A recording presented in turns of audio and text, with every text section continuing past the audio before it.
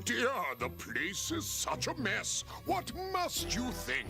Luckily, you're just in time for a little spring cleaning.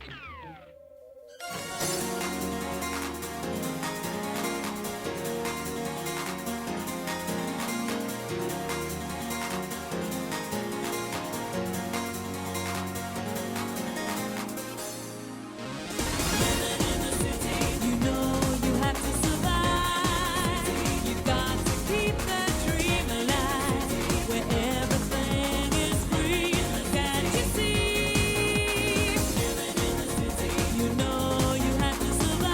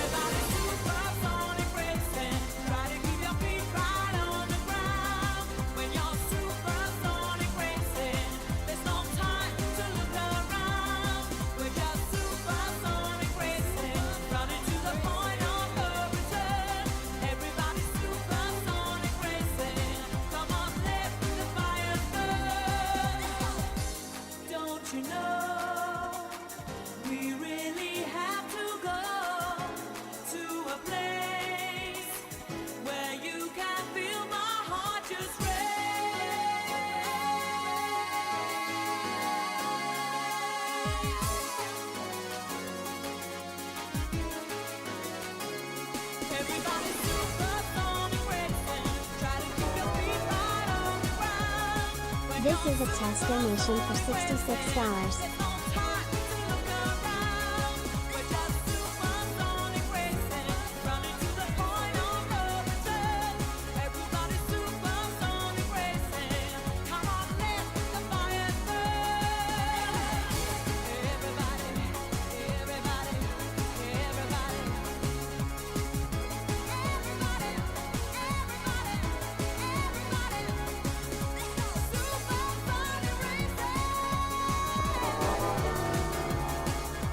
This is a test donation for $92.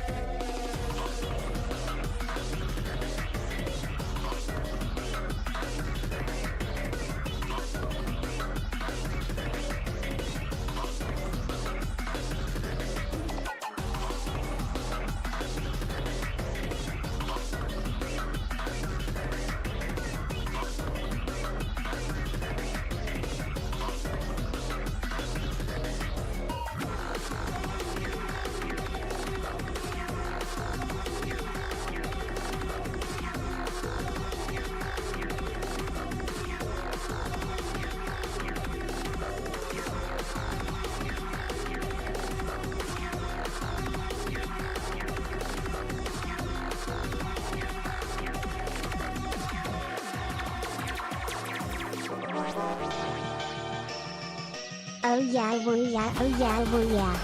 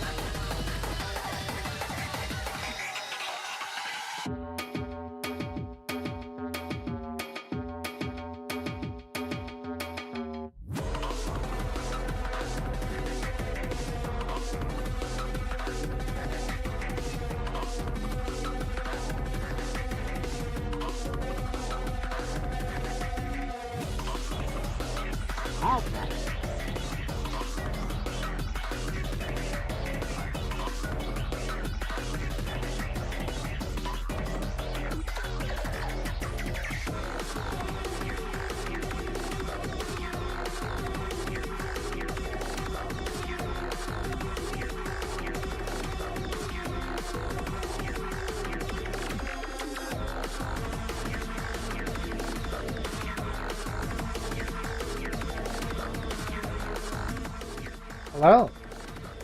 Hello! You know who it is. Wow! Oh, thank you. Thank you so much, Ash. Thank you so much, V. Welcome, welcome. Thank you so much. Hi, welcome. I was just gonna be a chill Kazakud stream for me. I've been playing Kazakud. It's great. And I just feel like streaming today. Maybe I will do some Solana Robo later tonight. I'll probably be going for a bit. I have this thing that happened to me lately. What happened was my thumbstick,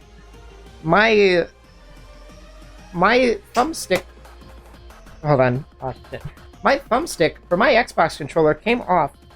My roommate gave me this scary Xbox controller that has like a bunch of buttons on the back, and the stick part came off. Allow me to demonstrate. I'll pull up a video thing here. Where do I have a video capture? Whatever, I'll just put one on. So I have this controller that my roommate gave me. This is the scary one with a bunch of buttons on the back. Yes. It's the Wolverine Ultimate from Razer. What happened was, yeah, there's magnetic sticks on this controller. And what happened was, I don't know. When I went to go see a friend out of a town, I don't know. I guess it's just gone. The thing is, what actually happened was this stick came off, and you can see they just come off really easily. Like there's not really much holding them in. Like they're just like, it's not it's not very much. So I'm gonna have to look for that. I think there are spares somewhere around the house. So I guess I'll just have to find that. So anyway, we're playing Caves of Cut. Welcome. Welcome one. Welcome all. Lights, can I get some lights please? The one your bro asked you to pass to him? Something like that. Let me turn on this queued media. Thank you, V. I'm going to put this on. Waiting for it. I guess it's like loading. There we go. Thank you, V. Thank you for the song request. Oh, yeah. Oh, yeah.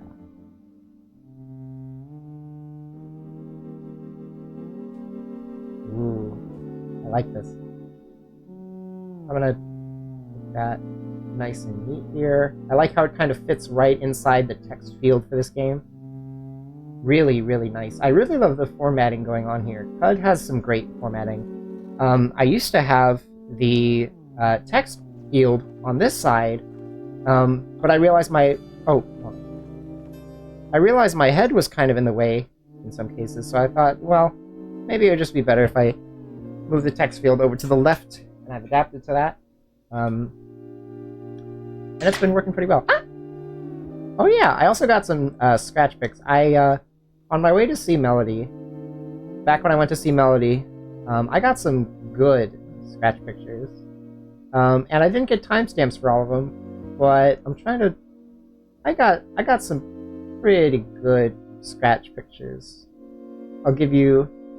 Here's a scratch picture. This is a scratch picture I haven't put in the folder yet, but I've been getting a bunch of timestamps. I'm gonna do that. Also, how's the volume? I turned it down a little bit. I'm gonna try to keep it like around the 30 point, should be good. I think there's not a volume number on Streamlabs, but sounds good to me. Also, this is super cool. I really like this. Yeah, song requests are on. If any of you want to do song requests, type !media share and you will get a link telling you what to do. This Case of Cud run has been going very well.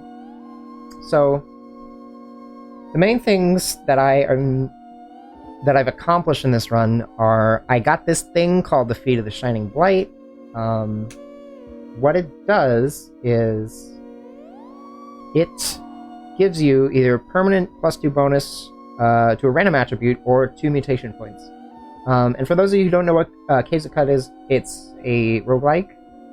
It's a very, very good roguelike that's been in development for quite a good while.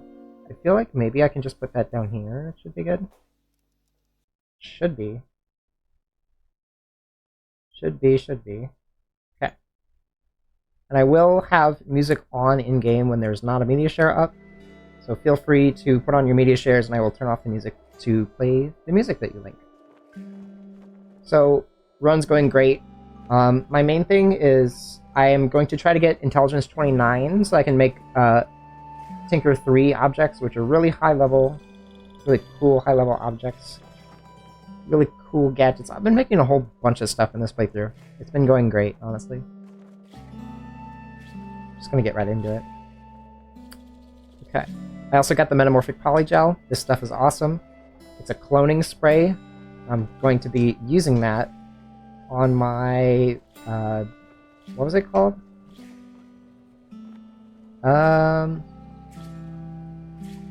think it's Feed of the Shining Blight. I'm going to duplicate that, and I'm going to use my time travel ability just over and over until I get the stat for intelligence, because it's like it said, it's a random chance for a stat, or a random stat is chosen out of it.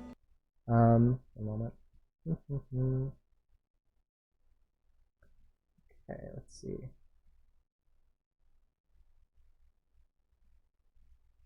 Okay. Yeah.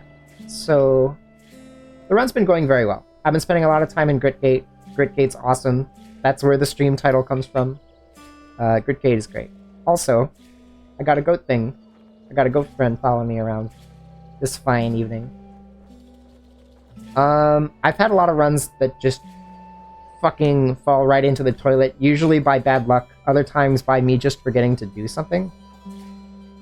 But I persevere because I just love this game so much. Alright, so...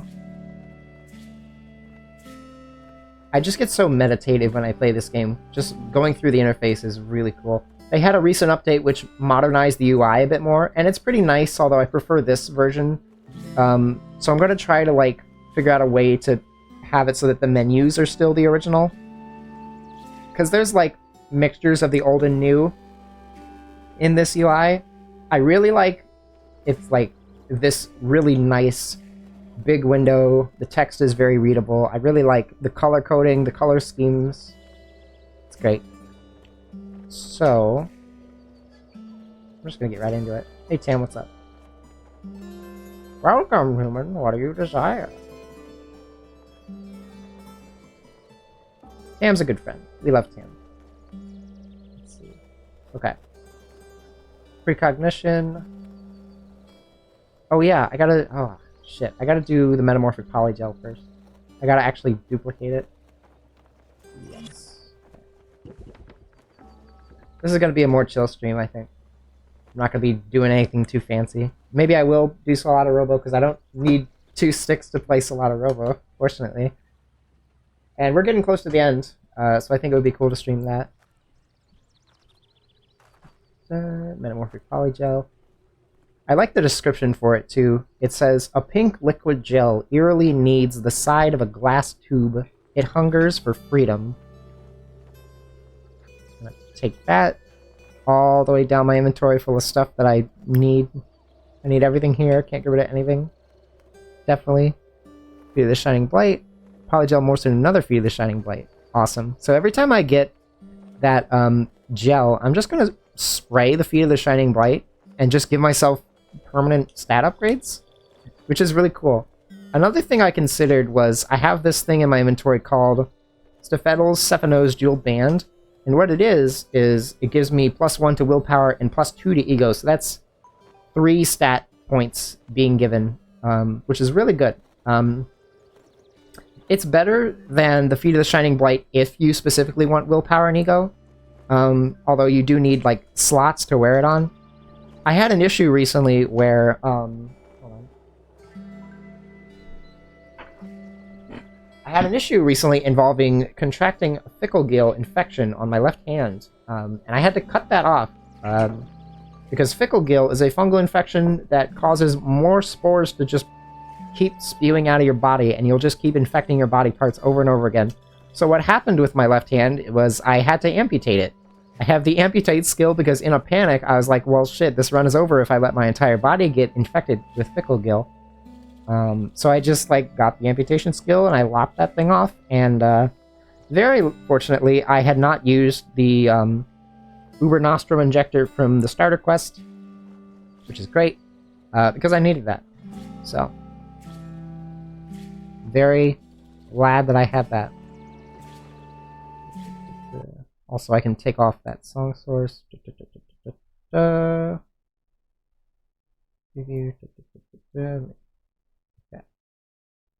Cool and good. Alright, so that's duped. Precognition start. Be the Shining Blight, and I'm just going to apply it. 2 mutation points. Nope. So the idea is just do this over and over again until I get intelligence. Precognition. Be to the Shining Blight. 2 toughness points. I will pass on that.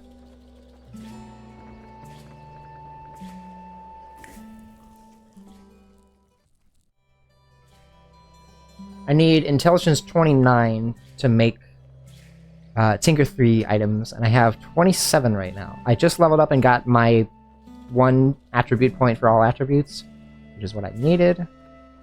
Sure, precognition is on.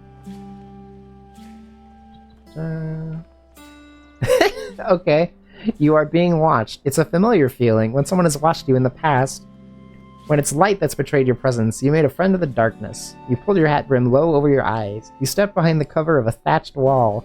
But those who watch you now watch in spite of such simple obstructions. Their sight isn't mediated by the rays of a gleaming star or torch, but by something much older. Oop. Or did I? If there are ways to conceal yourself from those seeing eyes, if there are new kinds of darkness to befriend, you know nothing of them. I gained 2 points of ego. I figured that wasn't intelligence, because if you get high enough ego, you start getting hunted by other psychics. You taste life as it was distilled by the eaters, Cud's primordial masons. You gain 2 points of ego. Ego 28 is pretty good, but it's not what I want, so bye-bye. Back in bed. I do a lot of sleeping in this game. I have a long cooldown for my time travel ability, so I'm always just, like, sleeping. I feel like I've spent at least half of my playthrough just asleep. Okay. Precognition's on.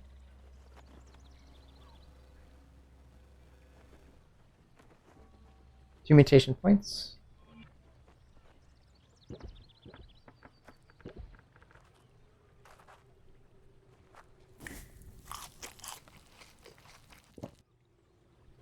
Precognition. Okay.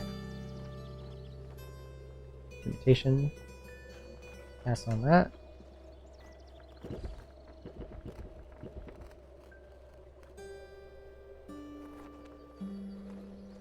Okay.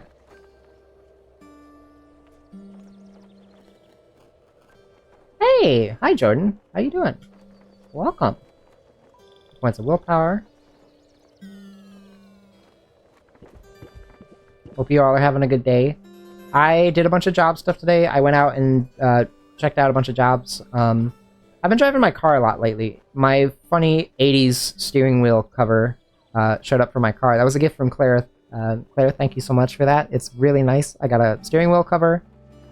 Hopefully it doesn't make my hands hot as fuck like my normal steering wheel. On. I think the worst thing that could happen here is I forget to turn on precognition. I've lost runs because I forget to turn on my time travel ability. Give me intelligence, please? It's like... The way that precognition works is it's like a save state that only lasts like 30 turns, but it is a save state. And in a permadeath roguelike, that's huge. That is huge. Like, this isn't like an RPG where you get like a checkpoint and you start over at that checkpoint. Although you can if you want to, but like, I'm playing it for the long haul. I've played like 100, Steam says 146 hours and I'm not beating it yet. And I love it. And I don't even mind, because this game has so much game in this game. Okay, precognition. Okay. Willpower. Oh wait. Oh shit. Oh fuck. Okay. I have to think. Your precognition's about to... Yeah, I almost just fucked it. Yeah, take me back to the start of my vision. I almost just fucked it. I forgot to turn off my... I forgot to go back in time. You ever just forget to go back in time and lose one of your most valuable items? Fuck. That's the thing. Like, I have ADHD, and I'm getting ADHD meds, so I have to understand that I have this condition that impedes my abilities sometimes. Time travel on. Speed of the shining light. No.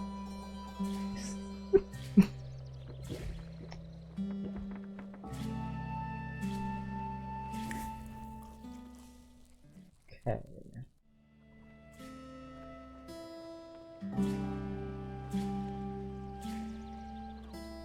Points of agility. At first I thought it was like a 1 in 7 chance because there's 6 attributes and also the mutation points. Then I realized it's probably not that simple, because it's probably like 50% chance to roll either mutation points or a random attribute, and then it picks from those. So the math is kind of different.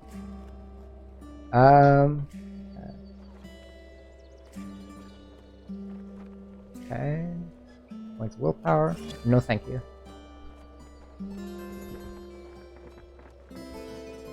You know, I actually have an idea. I have a way better idea than this. This is like... I have a way of just doing this way faster. And I should probably do this more. But I'm just going to put it in a chest so I'm not constantly digging through my whole inventory. Okay. Let's see. I would like to put... I think I can use it from the chest. Can I use it from the chest? I can't. Fuck, well. Oh well. Worth a try. Okay. Also, the literature in this game is amazing. I've streamed this game before and I love reading the stuff in this game very much. 2 mutation points. I'm gonna... Wait, whoa, what the fuck? Oh, It says here, Flaming Aha, which is my companion, beats at the flames with her hands. I think what happened was, I think my goat buddy might have been standing in the fire while I was asleep and just must have caught on fire. I don't think I've ever seen that happen before. Hold on. I think she caught on fire while I was sleeping and just didn't move.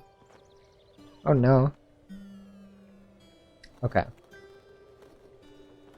Let's try this again. 2 points of intelligence. Awesome. Freaking sweet. And then let the precognition run out. Start your vision. No. Okay. So now I have 29 intelligence. Rubs my little paws together. Now I know what I'm gonna do. Let's see. Okay. So I can finally make Tinker 3 stuff. You may build items from high-tier schematics, and you get 1 free schematic. Yes. Okay. Morphogenetic, chiral rings, or time cube. Fuck. Honestly, I don't know, but hold on. I know that there's a Steam achievement for activating a time cube. But I don't know if I already have that. I'm gonna just go with chiral rings. Chiral rings? Okay. I have a flash of insight and inscribe a data disk.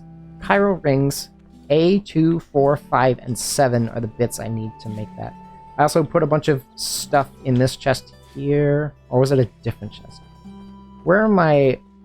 Oh. Okay. I might have actually not gotten the time cube thing, but okay. That's fine. So I have a bunch of data disks here. 6-fingered, Chiral Rings, Force Bracelet, Leyline Puppeteers, Nano Neural Animator, Small Sphere of Negative Weight, Tri-Hologram Bracelet. Tri-Hologram Bracelet. So I have a bunch of shit here. 6-fingered, +1 agility, that's good. I want that. Chiral Rings. Giant, flattened rings of hypercooled crysteel correlate their wearer to an astronomical body and serve as celestial equator, declination, and meridian. Their edges are filed on a nanon lav and slice through orbiting debris. I'm going to assume that is a sort of melee weapon. That's why I love this game, because a lot of this shit is just like, I don't know what the fuck that is. This is more straightforward. A wrist-mounted force field emitter. I will take that, and I will use that. Leyline Puppeteers. Channel grooves are cut into the glove's static dried palms in the impossible patterns of leyline geometry. The fingers articulate at intersecting radials and spin the latent into being. So I'm going to assume this is an item that makes objects come alive. I'm just going to make that assumption because I know that is a thing you can do in this game. Spurred on by their aspiration for a fully autonomous, climate-controlled banana grove, research and development at Hegemonic Fruit devised the neuroanimator, which knits a nervous system into the inorganic material of inanimate objects. Originally, full sentience was their product differentiator, but within months, cheaper alternatives like Spray-A-Brain came to dominate the market. I see. I have seen Spray-A-Brain before. The thing is, these all require bit 7, and the only thing I have for a bit 7 is this thing called a light rail. I have a light... Wait. Do I have a bit 7? What? Oh yeah, I got this... Oh yeah, before I started stream, I got an arc cannon. I've never tried it. I'm probably going to blow up a fish with it. I'm going to find some random mob and just blow it up. I swear I had a 7-bit somewhere. Or was it a 6? I swear, didn't I have a 7-bit? Was that in a previous run? So the way the tinkering works is you use bits to make stuff. You can see on the left side is all the stuff I can make and the bits that I require. And then on the right, you can see the bits, and they correspond by either a letter or a number. And those are color-coded. So I think the most advanced bit that I've gotten so far is number 6, Photonics. I think that is the most recent one that I've gotten. I don't think I've seen any AI microcontrollers or metacrystals yet. But I have quite a bit of the other stuff. I know that the light gun required photonics, and that was like when I got that really good gun. My build list is actually pretty good. I can build carbines, chain guns, chem cells, chiral rings, Eigen rifle. I do want to build an Eigen rifle. I don't know what it does. I don't know if it's as good because it doesn't require a 6-bit, it requires a 5-bit. But I still want to try it. Electro bow, fidget cell, force bracelet. I can make a force bracelet. In fact, I want to do that right now. You tinker up a force bracelet. What I want out of this is that same like force field ability, which I assume is what it is. Actually, it would probably just be easier for me to like go to my equipment. I also got helping hands, which is great because I get an extra set of arms, which means extra arm slot, or 2 extra arm slots and 2 extra hand slots, and a glove slot, which is awesome. Let's see.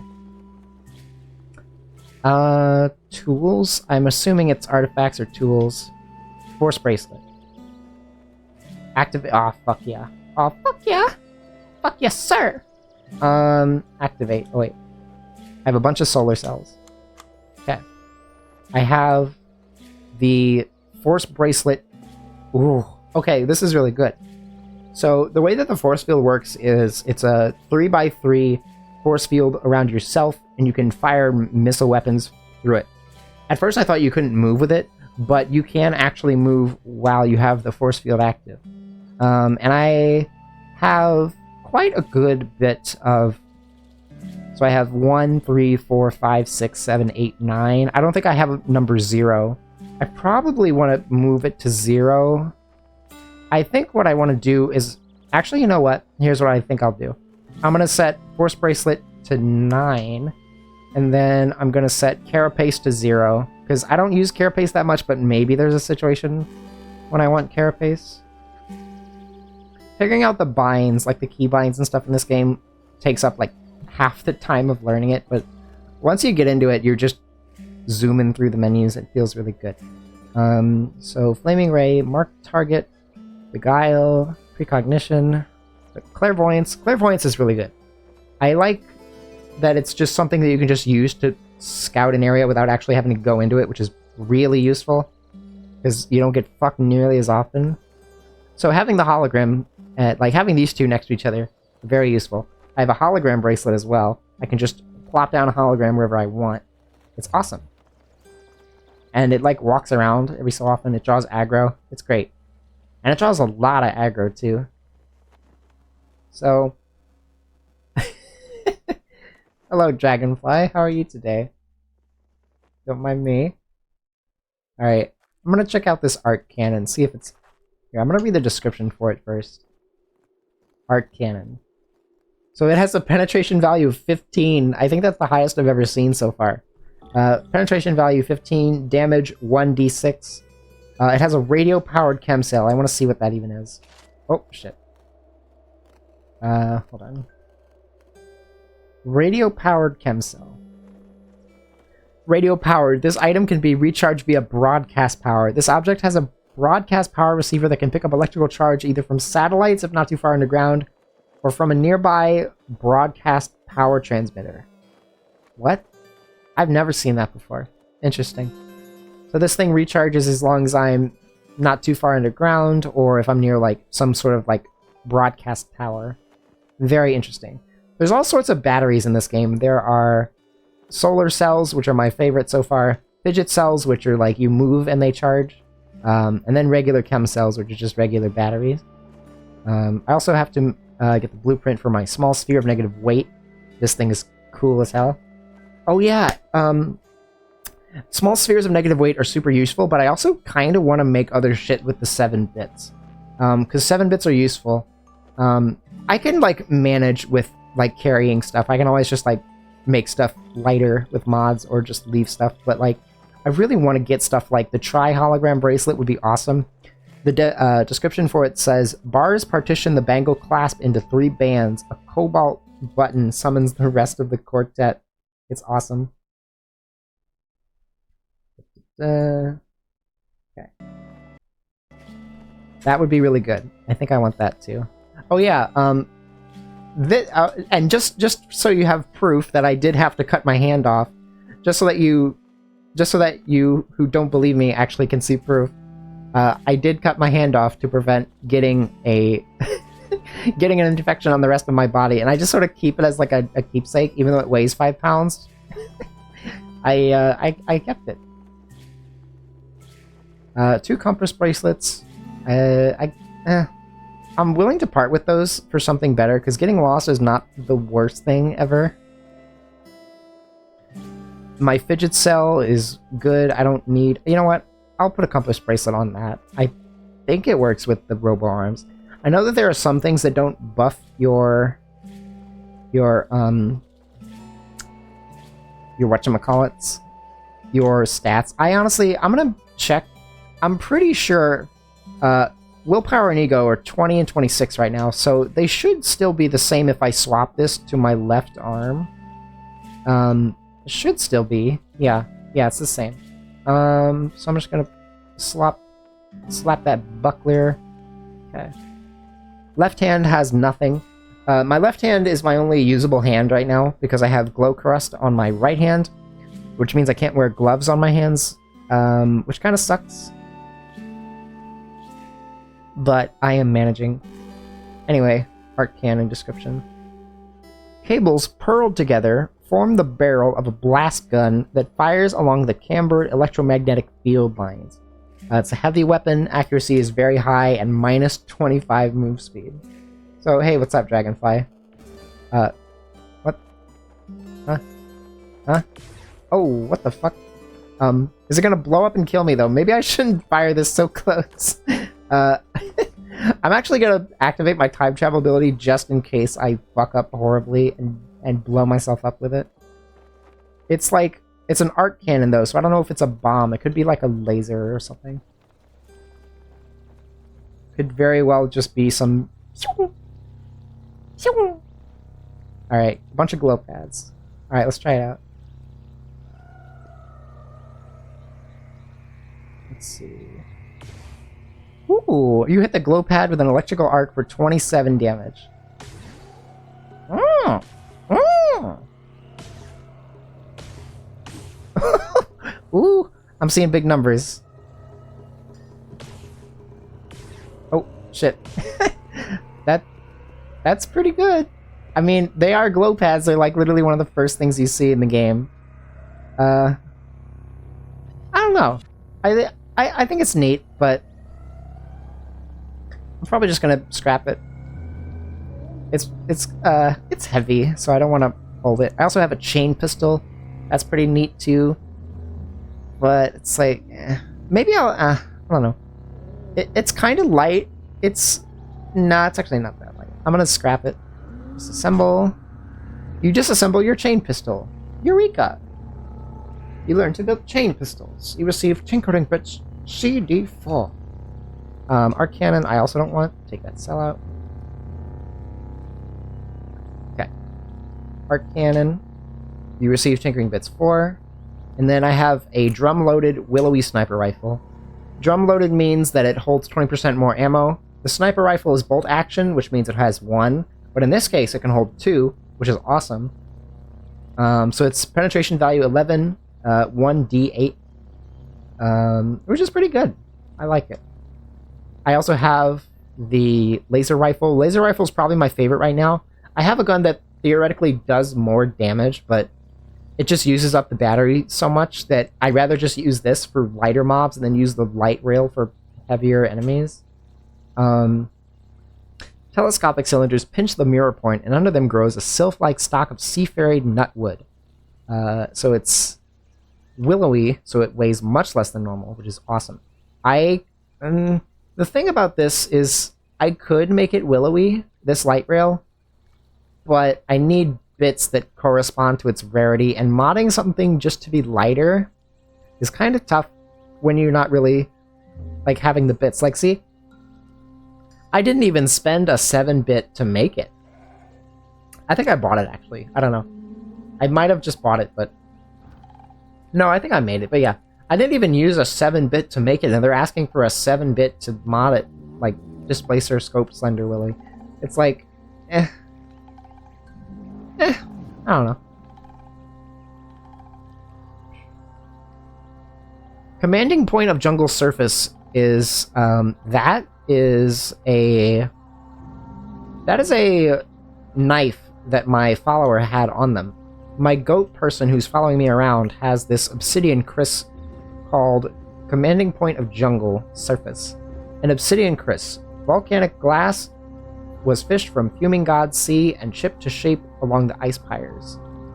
Let's see. Options. Yeah. Alright.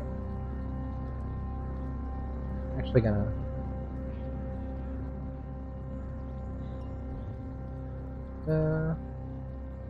Alright. So, probably just gonna switch with the light rail. I want to see, like, if I can just get my hands on some 7-bits. The main thing for me is I want to find more merchants, and I wonder if this is one of those games that, like, the shopkeepers get better stuff, the better level you are. I don't know. Because you can get some pretty busted stuff right at the start. Polarized spectacles. Protection against visual flashes. Okay, so we got weird artifacts here. I'm gonna guess these are implants. I'm just gonna make the assumption that they are. Our guy's a cool guy. He helps us get to Gritgate. Okay. I'm gonna use my time travel ability and just buy these artifacts, and if they're artifacts that I don't care about, I'm just going back in time. Luminous Horseshoe. The reason why I have 2 Horcrust infections on is because look at all this money. you can see the number at the bottom of the screen. It says, right now it says 700 drams, 764. This is a lot of money being passively generated by just letting some mushrooms grow on you. I'm kind of stacked. Like, I have almost $8,000 drams worth of water just in these mushrooms. And it's awesome. Okay, so I'm gonna offer those. Our guy left a 20 up to 5. Okay, so what do you got? That's a dermal insulation implant. So that's for the true kin. That's not for the mutants, that's for the people who use cybernetics. Pillowy fiberglass scales tense around a supporting axis. Once installed, they'll unwind and inflate under the skin. Interesting. Takes a sippy of 3,000 drams of water. You're gonna be looking like Mario in Superstar Saga. You're gonna be all like, blah. Parabolic muscular subroutine. Nerve bundles so arranged to stimulate muscles in the arm along a parabolic slide rule. Your throw range is increased by 2. When you throw something at a target inside your throw range, your throwing accuracy is 100%. Damn. Interesting implants. This game's implants are really neat. I haven't done any implant stuff yet. I really like the mutation stuff. So I would like to try it at some point. Spring loaded. Item grants bonus move speed. You know, I kind of like that. I think that's pretty important. Whole bunch of other bits here. Cracked robotics housing, very useful. I want that.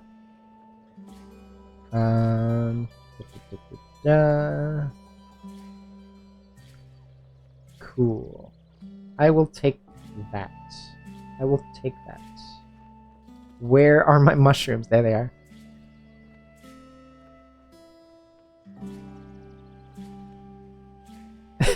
I don't know how, but my spray bottle has collected a dram of slime inside it. Hold on. Check this out. Spray bottle. 1 dram of slime. Apply. Wait, I can... Oh, no, I don't want to spray it on... Yeah, sure, I'll spray slime on my left hand. Sure, why not? It's not like I'm using it.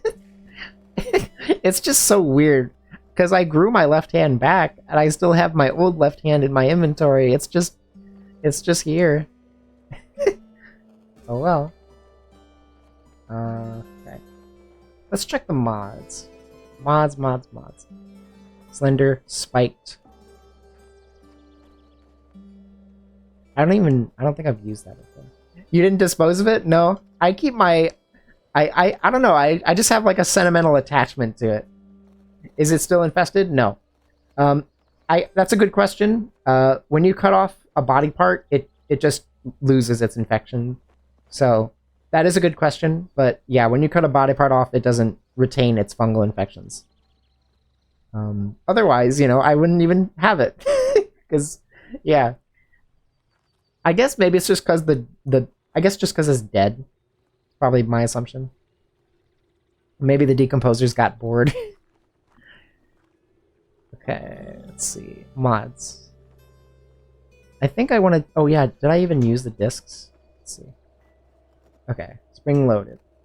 Okay. Alright. Crysteel battle axe, slender, willowy. That's expensive right now. I don't really have photonics on me. 6-fingered. Elastine gloves. I can't wear those. I gotta do some testing. Because if I can wear them, because I have the robo arms and they can wear gloves. I just don't know if I'm getting the benefit from those. I don't know.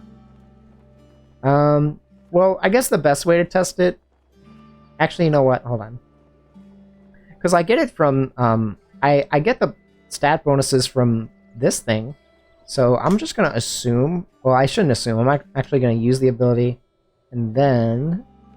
I'm going to mod... What should I mod to be... Oh.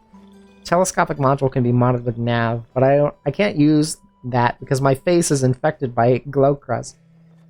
You know, if I had an unlimited supply of Uberostrum injectors, I would just keep cutting off my infected body parts until they grow somewhere good, like my arms.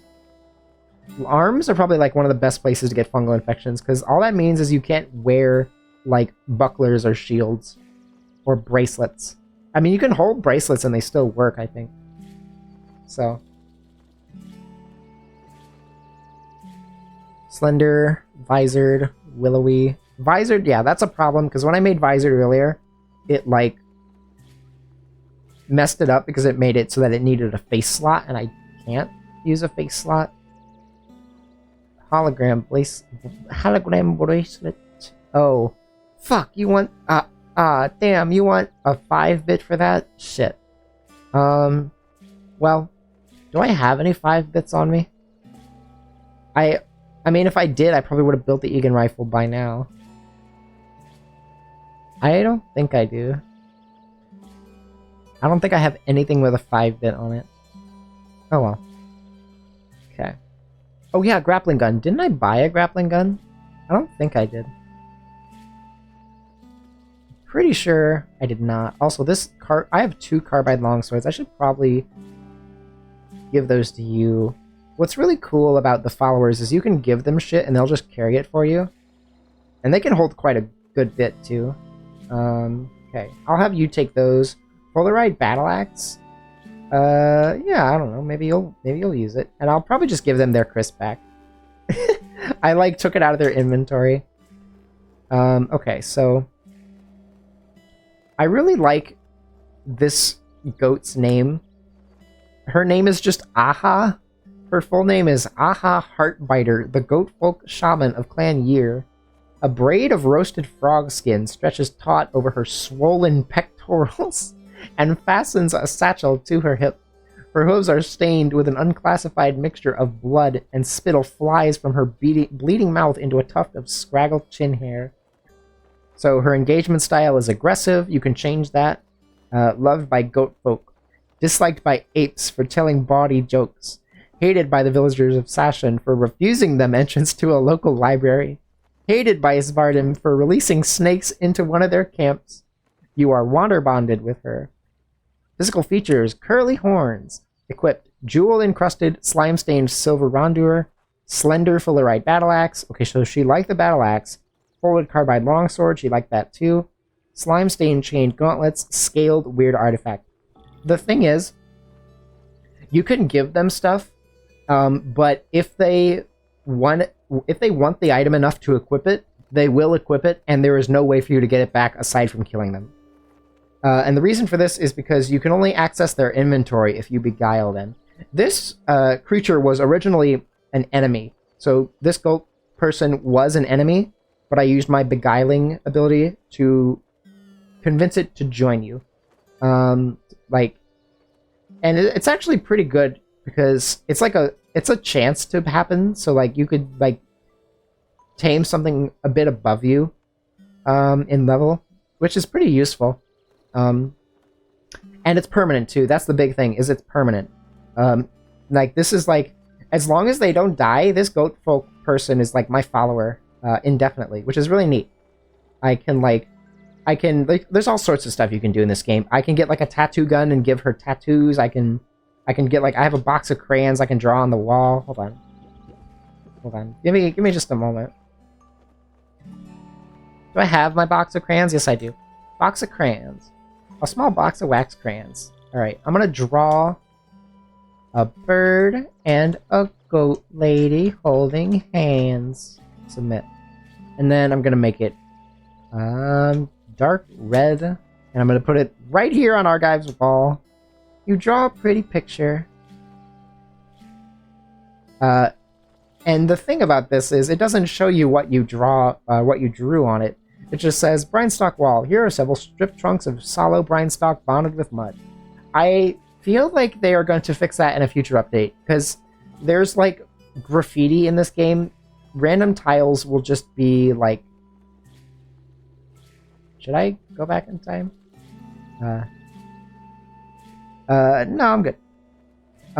There's like random tiles in this game that are like colored in random colors, and that means that they have graffiti on them.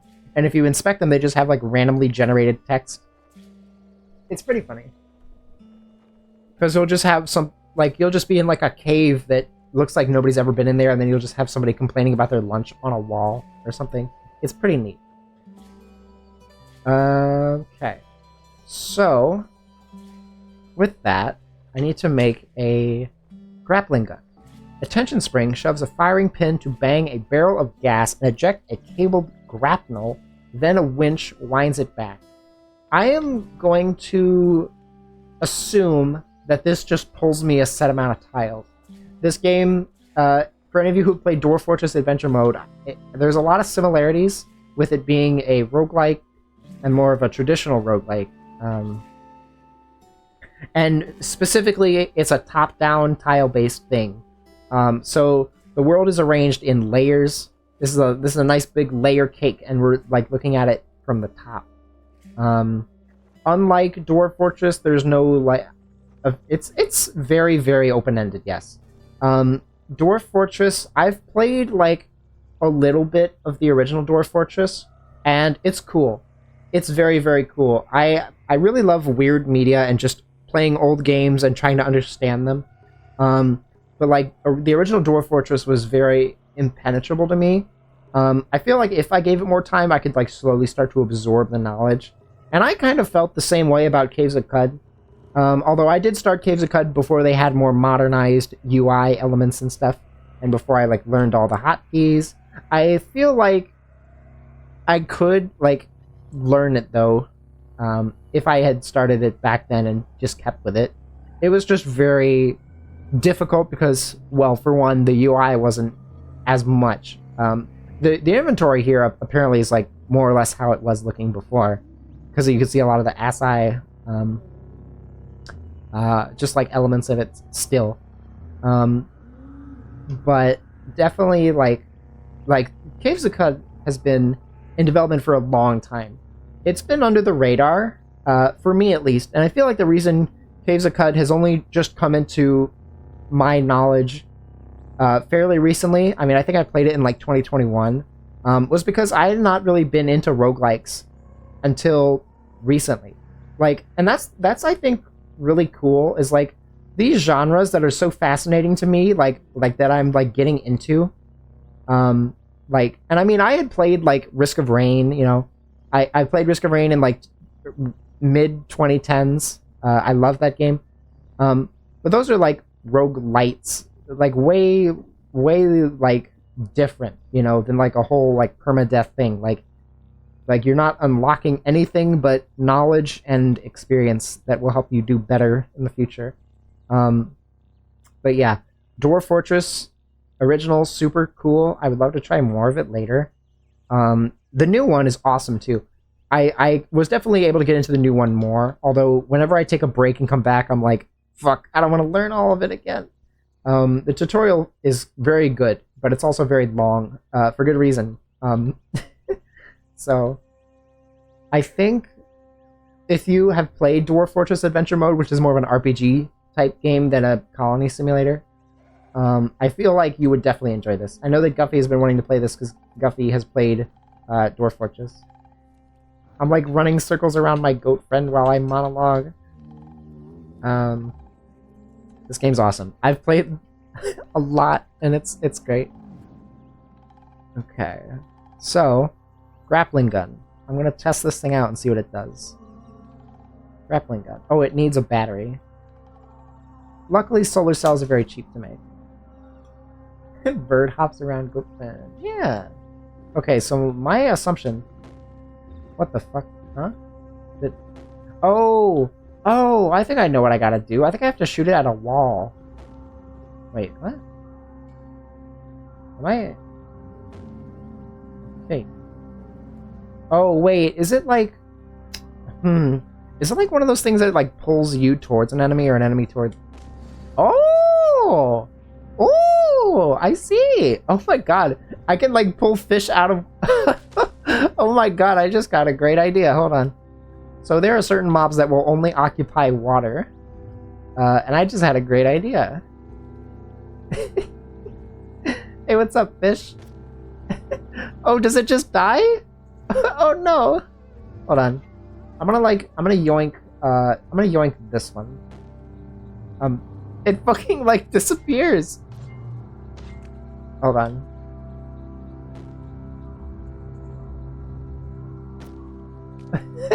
That's really neat. So it like pulls things towards you. That's really cool. That's actually very useful.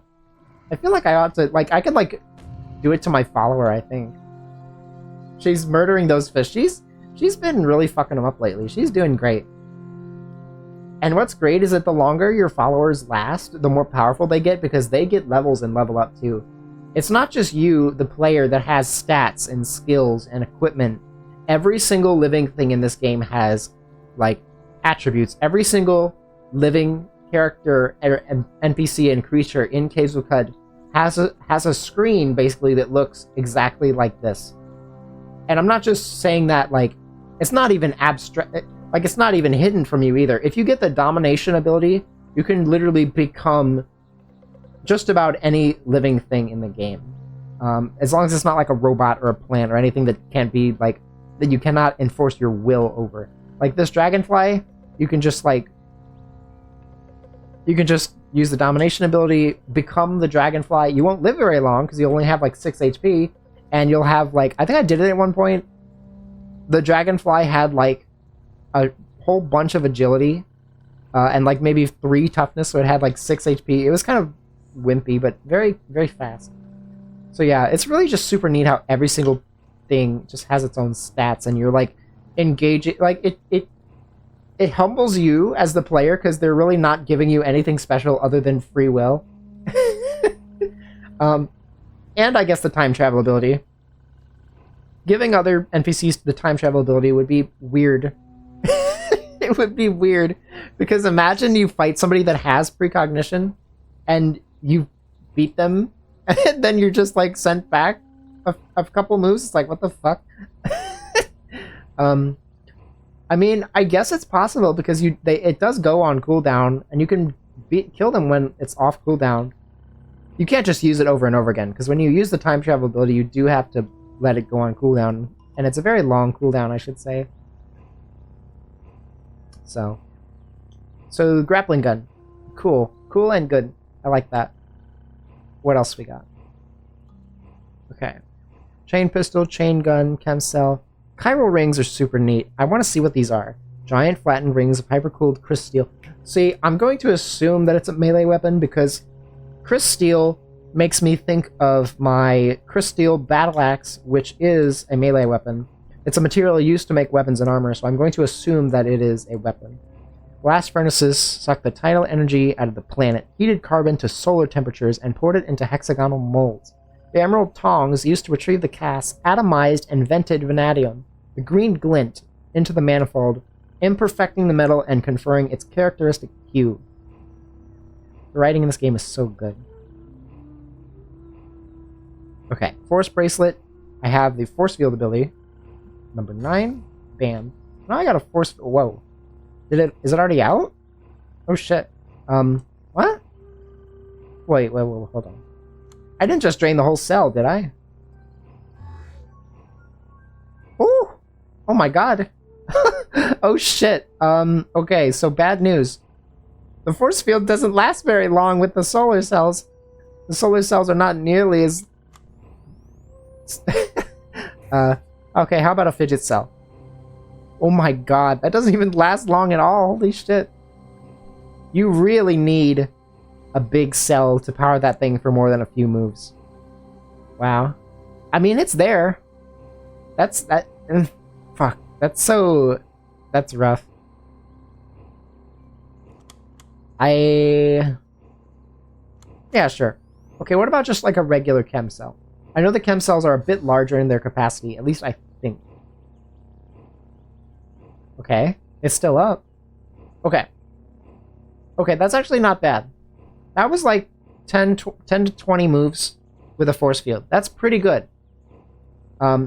What's really cool about this game is, like, a lot of the abilities that you get in the game, like the Flaming Ray and Clairvoyance, which lets you see a whole area with perfect brightness, and what else? Like, tightening your carapace to increase your armor value. Like, those are all, like, mutations that you can get. But a lot of items in the game, you can just find those and they'll just give you that mutation, which is really neat because it's just so fascinating how deeply these systems interact with each other. I see so few games that just get so deeply involved with the mechanics that they're like interacting with each other. I find it very, very fascinating. There's so much game in this game. I love it. Okay. I got some more stuff. Force bracelet, I already made that. Grappling gun, grenade launcher. Oh, it would be funny to make like a demo man build. It would be funny. HE missile.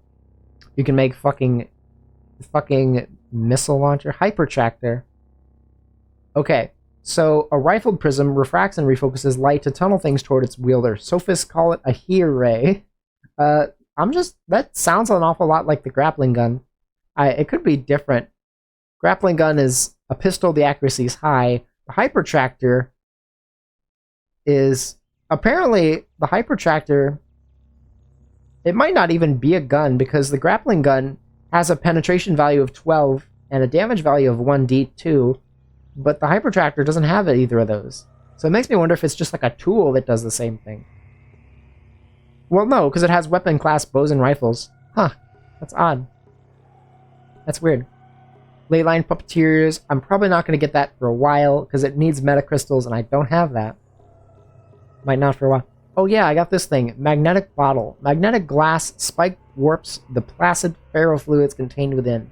When powered, this container can have neutron flux safely poured into it from any source, and neutron flux may be safely poured from this container into other suitable sources. Very neat. I have not needed to use neutron flux before, but maybe in the future.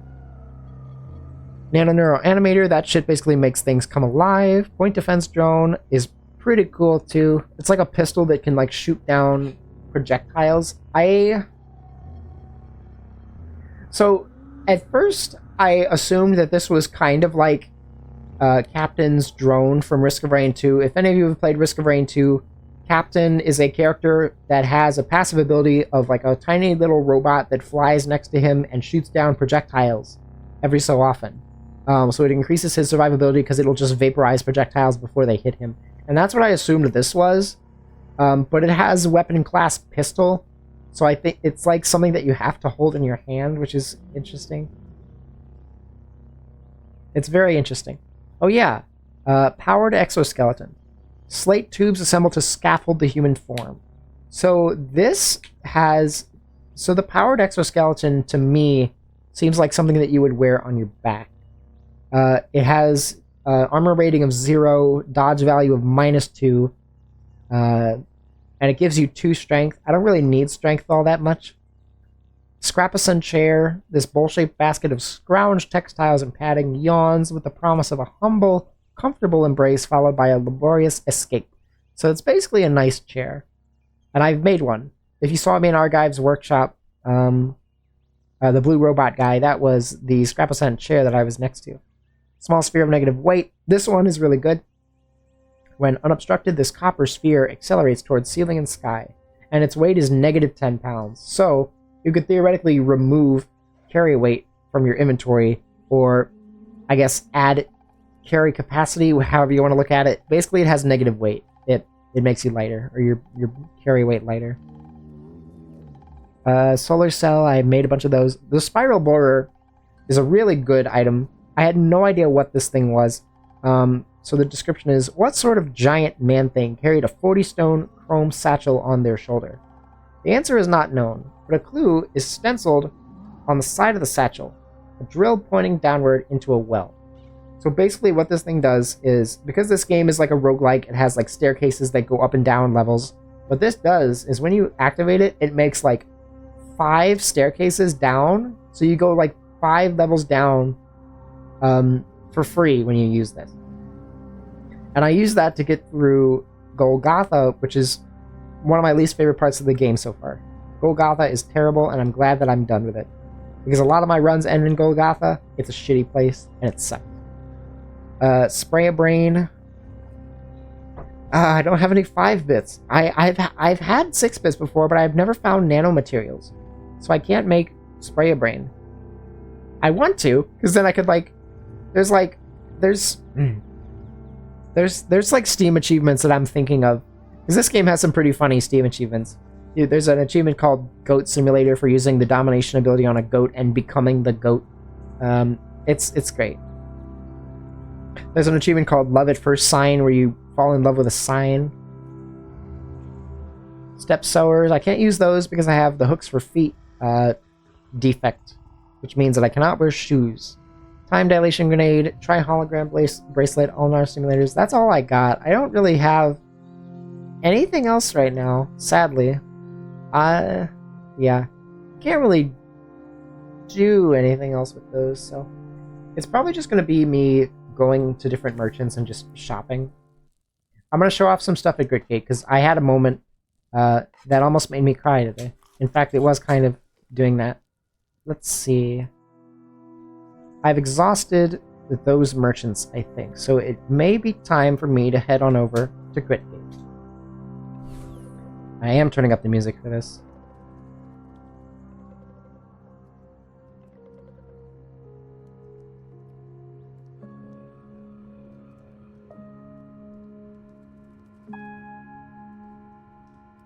Okay.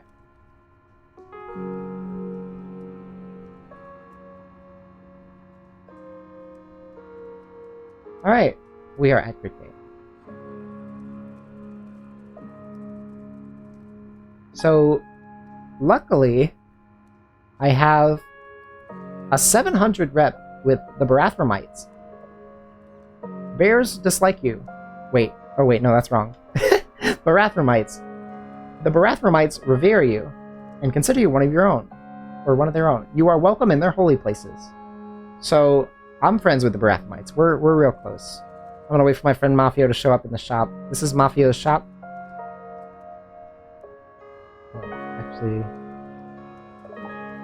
Okay, there we go. We're gonna tweak that a bit. Okay, gotcha. Mafia is gonna show up in just a sec. That's Hortensa. People are blowing shit up.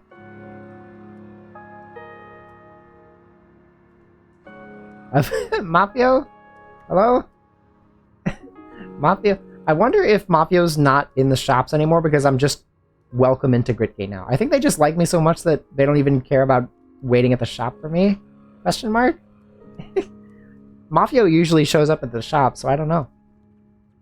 I'll just go in and look for Mafio. Anyway, welcome to Gritgate. This place is so cool. I want to talk to Sparafusile first. Hello, Sparafusile. So, this character had me pretty much had me crying earlier today. This is Sparafusile. Sparafusile, actually, hold on, let's do the examination first. Sparafusile. This or sheep has particularly long and slender fingers, even beyond the likes of those of his kin. Littering his workshop are all sorts of implements of battle, from shoulder-mounted cannons to needle-pointed vibroblades. He turns his focus upon you as you approach, and that focus coalesces to your mouth when you speak. I thought that last detail was pretty odd, and I didn't really think much of it.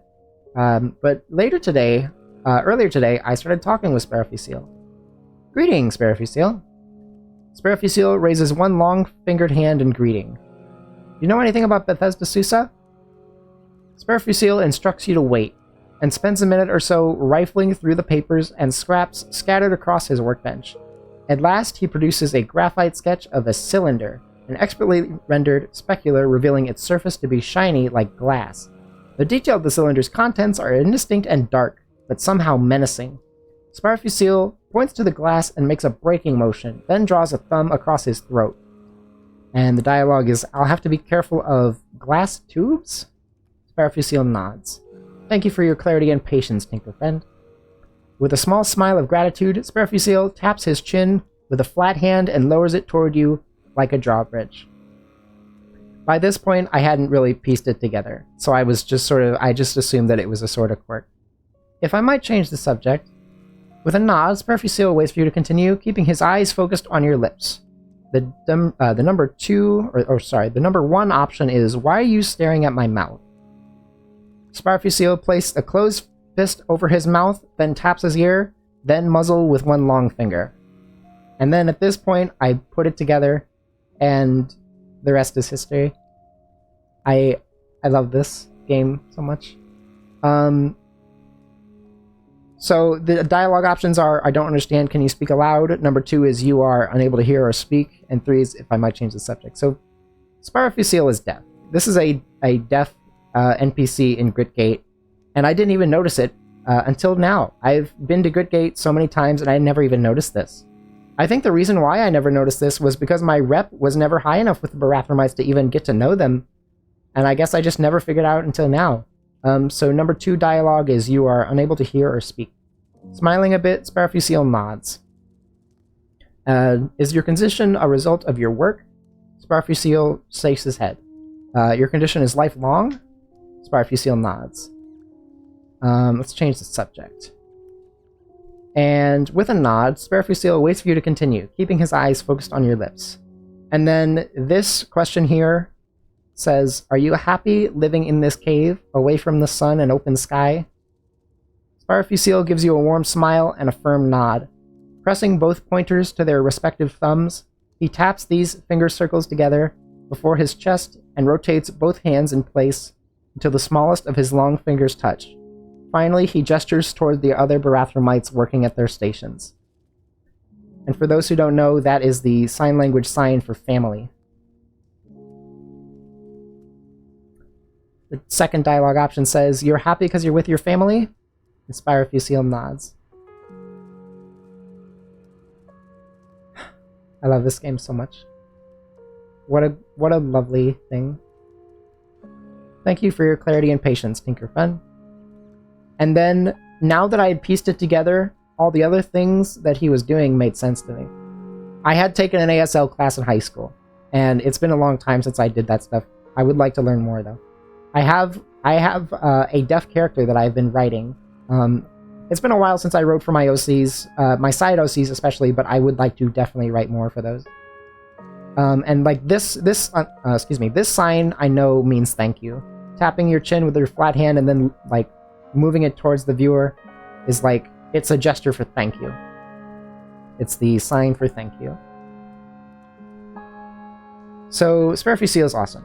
You can trade with Spirophyseal. He makes a whole bunch of cool stuff. Mostly data disks, which we need.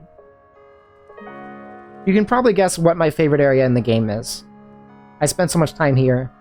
And honestly, I think part of that is the music. I could listen to this music forever, I think. Okay. Spirophyseal has reinforced. Okay. Do I have that? I don't think so.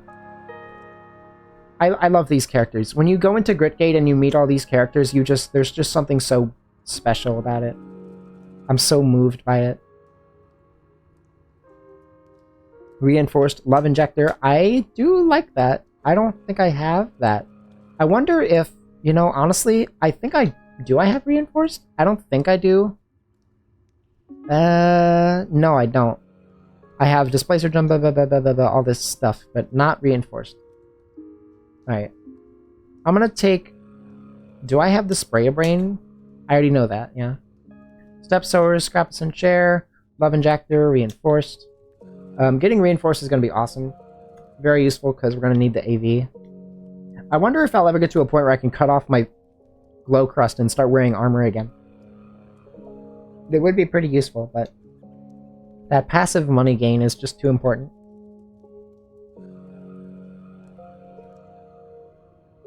I just want more people to know about this game. Now that I've experienced it, I couldn't imagine passing it up. Hello, Hortensia. Actually, I'll talk to Hortensia last. She has a lot of good stuff to say. Hey, Shem1.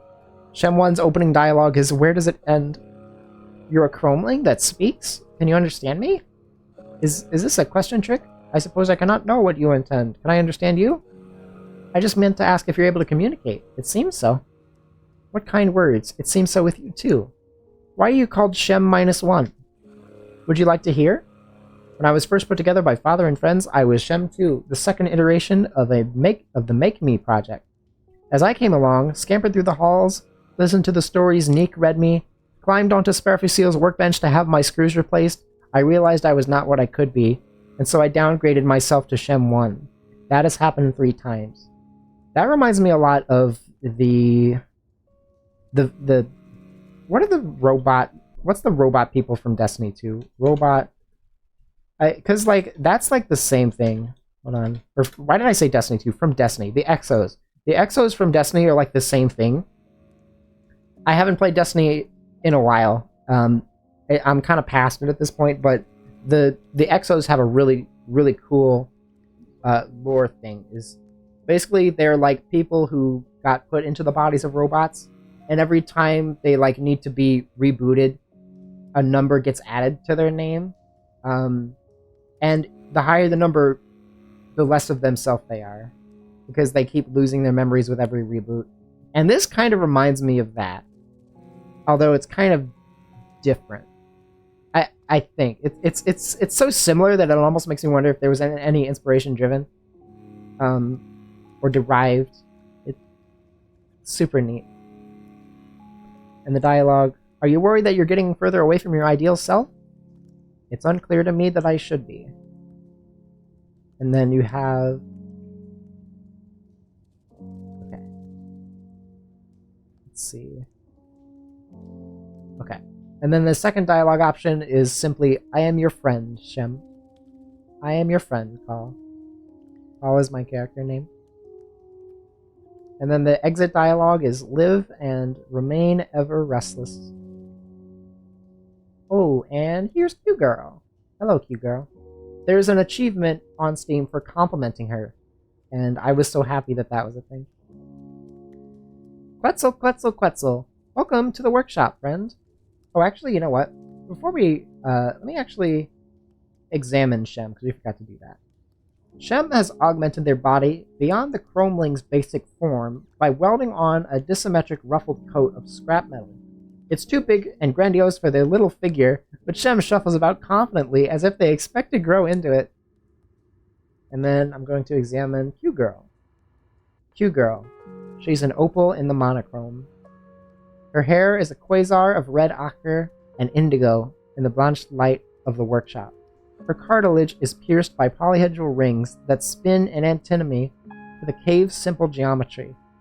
Beneath the quills, her skin is decorated in furcate lines, fantastic elaborations on the patterns of discarded circuit boards. She's surrounded by apparatuses of her own creation. Through the harmony of those machines, she cuts a swath through the entropic brine that sizzles around her in a loudening chorus. Loved by the Barathromites, hated by the Merchants Guild for questioning the legitimacy of their hierarchies, disliked by swine for her queer appearance,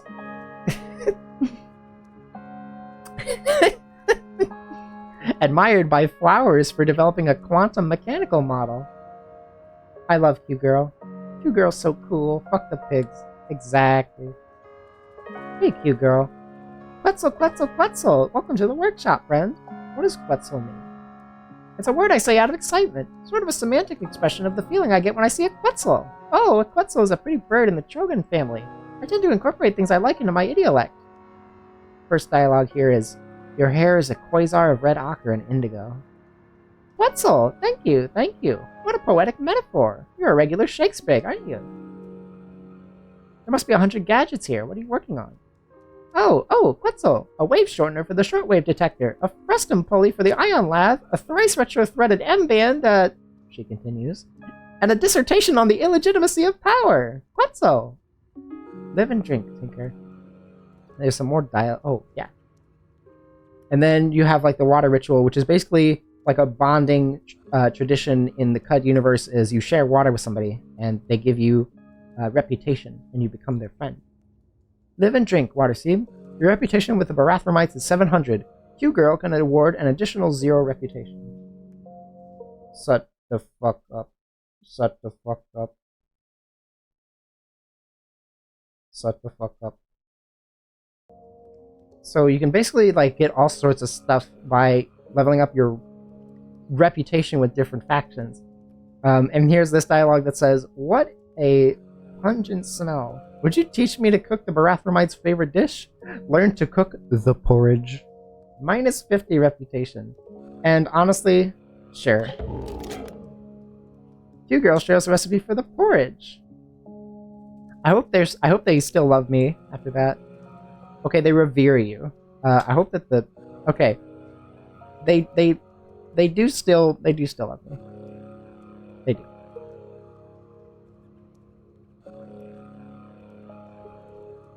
I'm gonna not spend too much rep because I like being loved by the Barathromites. They revere you and consider you one of their own. That's such a nice feeling.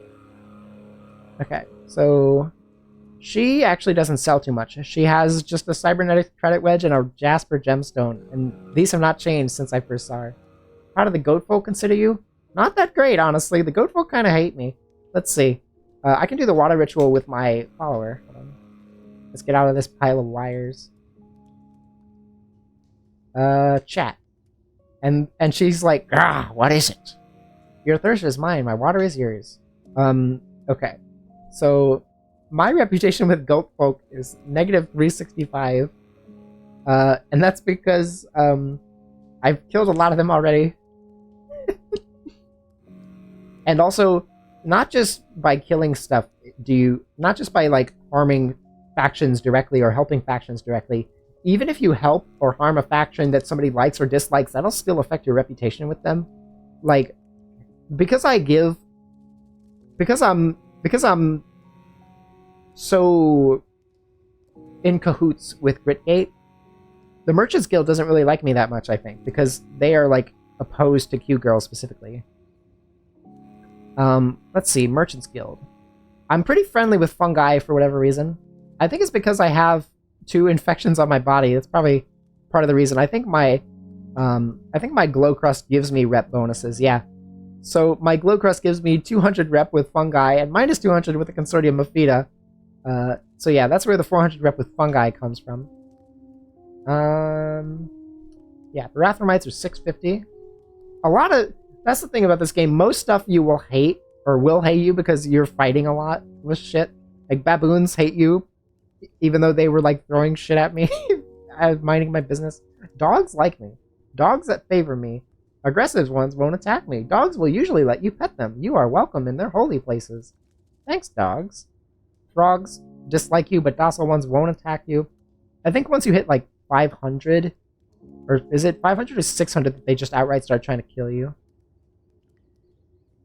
Yeah, 600. If you hit negative 600 rep, the children of Mammon despise you. Even docile ones will attack you.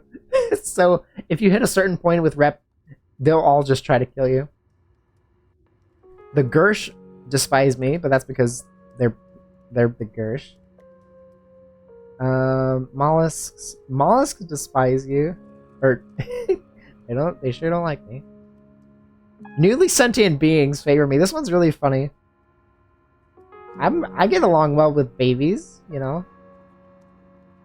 Prudus Templar, they fucking hate me. That's because they don't like Gritgate, and and other reasons. Snapjaws. I think my lowest rep possible is Snapjaws because there's just so many Snapjaw clans and so many Snapjaw leaders that cause rep to go down if you kill them. There's just so many like Snapjaw tribe leaders, and they just fucking they're always fighting me and getting their asses beat, and they hate me for it. Here's Darty. This big Ursheep attends to innumerable pots, pans, and other instruments of culinary craft. His eyes fixed only on these projects and little else. Intensity radiates from his body as the mixed sense of food science wafts from his carefully trimmed fur. Hi, Darty. Darty addresses you without looking up from his many workspaces, many of which below smoke, steam, or some unknown miasma. Welcome to my laboratory, Call. Rest and sustain yourself before returning to your travels. And what's also really cool about this game is your rep affects the dialogue that you get. When I first got to Gritgate, nobody knew who I was, and Darty was like, "Who are you? Get out!" But now Darty's like, "Hey, what's up? You know anything about Bethesda Susa?" Yes, I have braved its wharf in the past to gather precious convalescents for my experiments. Are you going? Dress warmly and mind the trolls. That smell from the oven is indescribable. What you smell is Gritgate's signature dish. The porridge is a recipe passed down through generations of Barathromites, and it is the food that inspired me to pursue my craft.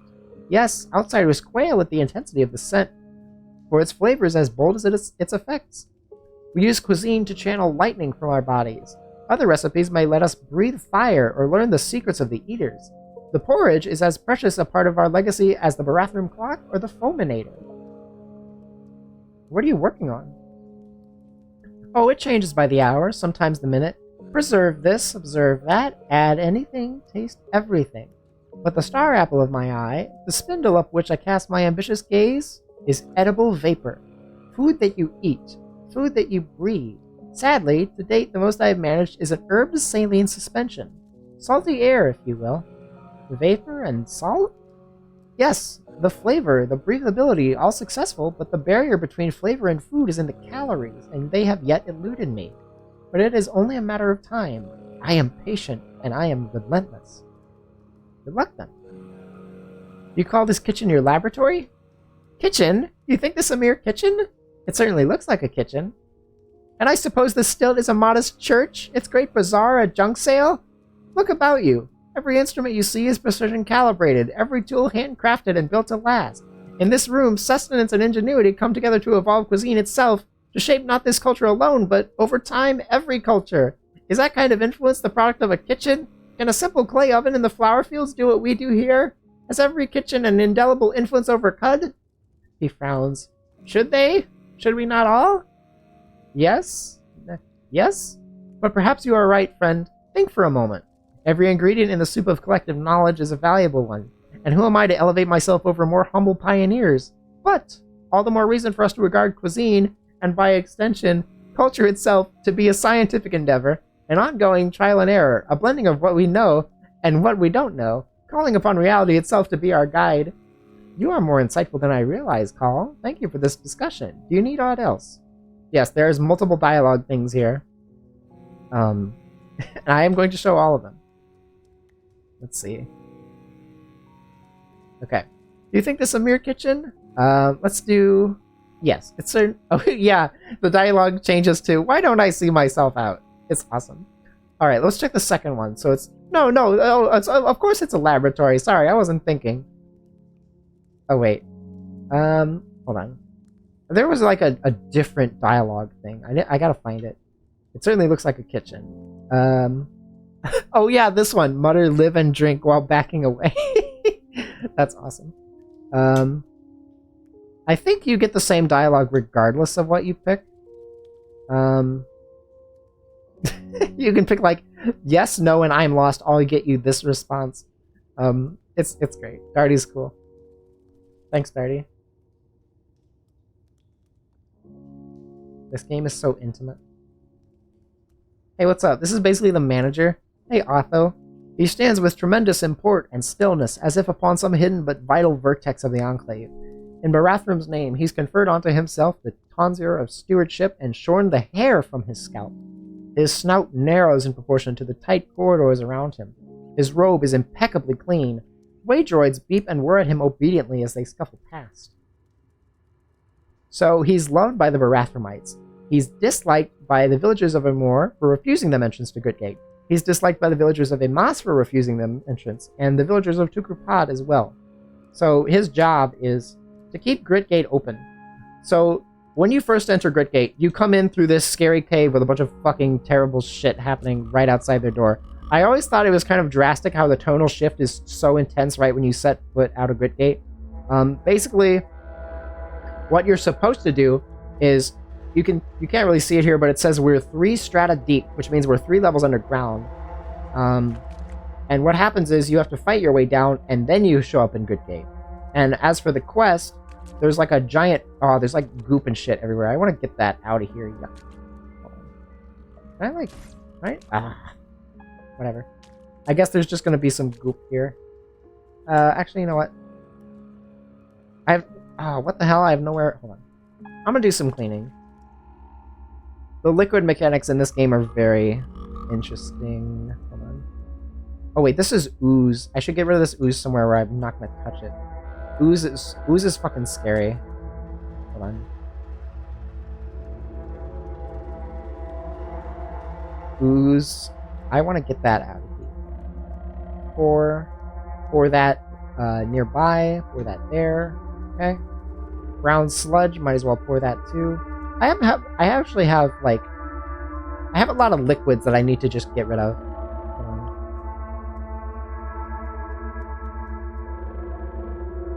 Okay. Hopped over to the GDQ screen? Or GDQ stream? Nice. Hope that's going well. Welcome. Okay. So we're back in Gritgate. I'm gonna just get all this goop out of the way.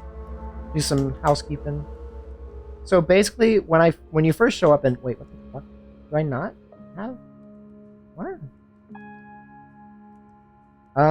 What if I drank this wine? Fuck it, I'm gonna just drink the wine, why not?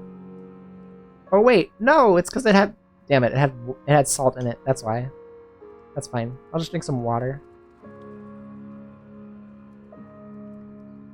They're doing the Destiny 1 Wrath of the Machine Raid solo. Damn. I never played Destiny 1, but I feel like I would have enjoyed it quite a lot. I did enjoy Destiny 2 when I played it. Okay. Spray bottle has some slime in it too, actually. I need to just pour this shit out. I have so much shit just filling up my inventory. 7 grams of salty slime. Pour it nearby. Yes. 2 grams of slimy salt nearby. Gooey oozing salt. I really hope that I don't forget this shit is in here. I put it in this tiny little room because I don't want to ever, like, accidentally step into it. It's not, like, an urgent problem, but if I step into it and I don't clean myself, bad things will happen. If you step in ooze, clean yourself, because bad things will happen. Dilute sludgy salt. Salty oil. I'm gonna pour that out.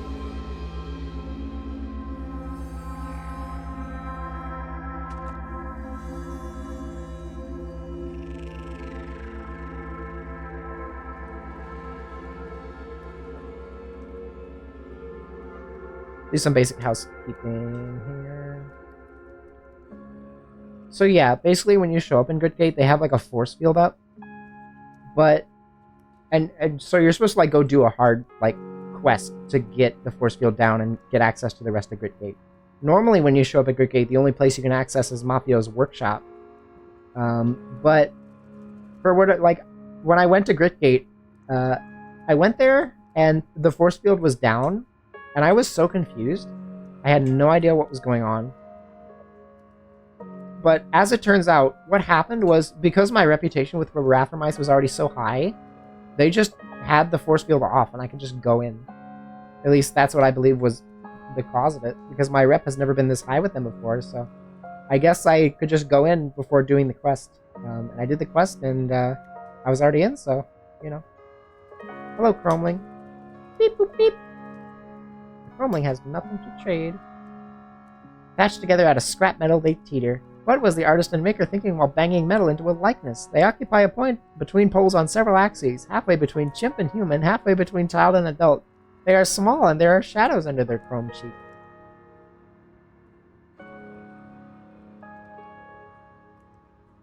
Oh yeah, did I talk with you? Life will be... Oh, interesting. Hey, what's up? Luck be with you in the lair of Bethsaida. Huh. I never heard it referred like that. Would you teach me to craft transkinetic cuffs? Haven't I already? I don't think I've learned those. I can't even wear gloves right now, so I don't even really care that much. All right. So that's my other quest that I have to do. I have to go to Bethesda Susa and get some stuff done, but I'm kind of putting that off because I want to do other stuff. Also, you can cook in this game. Cooking, huge part. I have Call's Star Apple Wafer Sweet Fillet with a dram of honey, a serving of Star Apple Jam, and a serving of Vine Wafers. And you could like make food that gives you buffs, and it's really neat. All sorts of stuff. All sorts of stuff. There's one that gives me corrosive gas generation. And there's like, that's the thing. It's like, there's so many ways to get mutations in this game. It's really, really cool. Like, if you eat this food, you can get a certain mutation, and like burrowing claws is another one that I can do. It's really, really cool. Can you make you some ramen? Maybe? I don't know. I mean, there's quite a good bit of food in this game. It's quite neat. Let's see. I actually have quite a bit of food in my inventory right now.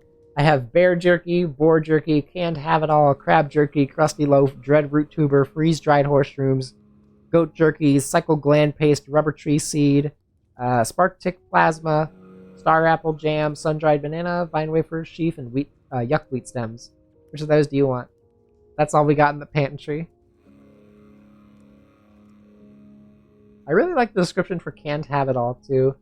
It says, the stencil on the tin depicts an animal with claws, or are they hooves, snoods, or horns, antlers? Pucker its nose and brow. Shaggy, knotted fur, or ruffled feathers, sheathed from the heat or cold. Sun-dried banana. I had some trail mix with like dried bananas in it. I didn't really like it. It was kind of odd to me. I do like bananas though. I just don't know if I'd like them dried. Moisture was baked out of fruit by the salt sun, but spindle glitter still lights the disc chip. Adds artifact-based effects to cooked meals. I have no idea what that means.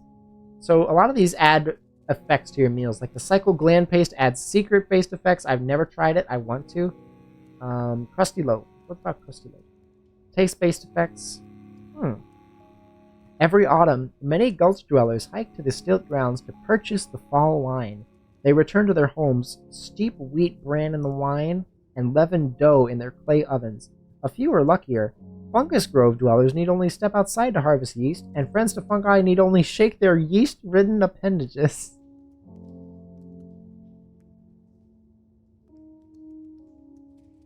Spark tick plasma. Got any lamp? We got floating glow sphere. This opaline phosphorescent globe glows with the light of auroras absorbed eons ago. It floats about preternaturally. I feel like that's a pretty good lamp. And it's floating nearby, so I just have it all the time. It's good to have a nice lamp. Oh yeah, this is the bedrooms. Let's see. That's Hortensia. What else we got in here? Hi, Jacobo. You gently shake Jacobo awake. Hi, Jacobo, I want to talk. Light shine through you, friend. Oh yeah, hold on, let me examine first. His face is small and shorn of all fur, and a gleaming silver rondure adorns his right ear. All his quills are trimmed to impeccable precision. Jacobo, do you have advice for entering Bethesda Susa? The Temple of the Rock is cut off from the wider world, and I hear the Mechanimist colonists no longer recognize High Priest Eshelstadt. That said, if you are favored by the Mechanimists, if you are welcome in their holy places, then I have no doubt that Fene Hoshaya will grant you peaceful entry. Is that music coming from your loudspeaker? It sounds like a bell echoing in the void backward through time. I wonder if the song they're referring to is this one here. Oh, it's such a good song. Yeah, so you like it? Shebahag and I composed it on a Wavelab. We made a series of songs about the birth of and life of the Casafessans. Together we called them Spun on the Cosmic Loom. Shebahag? Oh, Shebahagadias. She's a librarian at the Cathedral of the Six-Day Stilt, my water sister and cohort in Chrome. What's the Casafessans? Beauty manifest, whose chromium shoals are awe itself. In my belief system, she's the being from whom all metal was birthed, out in the Evervoid. There are pieces of her in every chrome belfry and every machine, even bits of her in our own blood. For me, her essence extends beyond mere metal. Anything that's ordered, she infuses. A poem, a mathematical proof, a clean workspace. So definitely not Q girls. That chrome orb earring you're wearing, what's the meaning of it? Oh, it's the silver rondure. It's a mark of devotion to the Casafessans. You have so many data disks. Oh wait, hold on. There's a. It says, so you're a mechanimist? Of a sort, yes. I'm part of a branch who deify the Casafessans only. We believe the Argent Fathers to be earthly beings, important to the faith's early history, but not divine. You have so many data disks. Don't I know it? I've had to invent 8 separate systems of organization to manage them all. At the moment, I'm trying out a new one. Harmonices spiralis, spiral towers with heights increasing according to the harmonic series of numbers. It's fine. The problem is I'm always inscribing more disks. New contraptions. Reverse-engineered artifacts. It's a good problem to have, I suppose. Take a look. See if any interest you. What can you tell me about Gritgate? This is where we're at right now, Gritgate. We're a vibrant community here. A circle of monks mapping the outer lattices and raising viaducts where we need to. We remain secluded to protect ourselves. Otho and Barathrum insist on it. They are wise, and I defer to them. My collaboration with Sheba Hag does cause some worry, but they tolerate it. Bless their hearts. Thank you, Jacobo. You may go back to sleep. Are you still... I wonder if I wait long enough, will they sleep? Okay. And now we have Isepa. Here's Isepa. Her body may be underground, but Isepa's mind travels with the stars. Most of her body is so still as to be a statue, but her hands blur, mechanically sorting fasteners and screws with no conscious thought but remarkable efficiency. Her eyelids rest low in weary contemplation of impossible questions. Gently shake Isepa awake. Hi, Isepa. Ah, it is our new short-fingered friend. Set a spell if you like setting. Isepa yawns. Or spells. Or Isepa. If you like Isepa, this is a very good place to be. Do you know anything about Bethesda Susa? Bethesda Susa is an antipodal place, a gallery of life and death in the stages between. Its depths prolong life and end it early, remove life from the flow of days, or return it. It will seek to make you late. Take care you come back on time. Are you tired? I am always tired, friend. My sleep comes in fits and starts, and always with ghastly visions. Sometimes my rest must be coaxed along with medicine. You have prophetic visions in your sleep? No, my nightmares are a concoction of my disordered mind, nothing more. The fumes from this cauldron have nothing to do with the future, save how they affect... Wow! Meowie Tilda. Meowie! Hi, Melody. Thank you so much for the 6 months. Welcome. Welcome, welcome. We're playing Caves of Cud. My nightmares are a concoction of my disordered mind, nothing more. The fumes from this cauldron have nothing to do with the future, save how they affect it. Isepa sighs. I'd rather speak of something else, friend.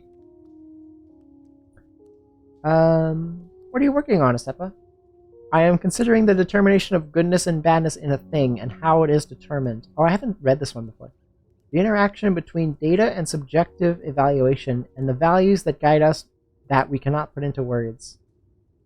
Oh, I wonder if it's random, because... Oh, it looks like you were sorting screws and fasteners. Yes, but you're also doing the other thing. Let's do that again. Oh, it is random dialogue. I am considering the window of consciousness through which each of us views the universe. What happens to it when we die? Have you come to any conclusions? Not yet. That's not the point. There's random dialogue for Isepa. I didn't know that. I only checked her dialogue for this option once. There's several options. Oh, you got a nice pink? You got a nice pink gem, Melody. Nice. I want to update those sub badges at some point, but they're still pretty good. I am contemplating the spindle's place in Cud, its position as a conceptual focal point. How much of what we know of the spindle is the craft of those before us, carried forward? Have you come to any conclusions? Not yet, but that's not the point. Music making always takes longer than expected when you're being a perfectionist. Well, if it's anything like what I've heard, I know you're doing great, so keep it up, hon. How's the cutting? It's going lovely. I'm in Gritgate, spending time with the bears. Having a lovely time. What can you tell me about the other Barathrumites? I would never think to steal from you the delight of forming opinions on my enclave on your own. Isepa yawns. Besides, that sounds like a rather lot of talking. 4 is, I wish to know more about you. I am Isepa, and she is me. I've given thought to being someone else, but never enough to try.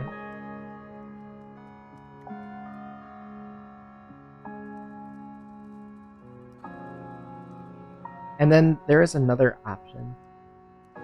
There's some other option.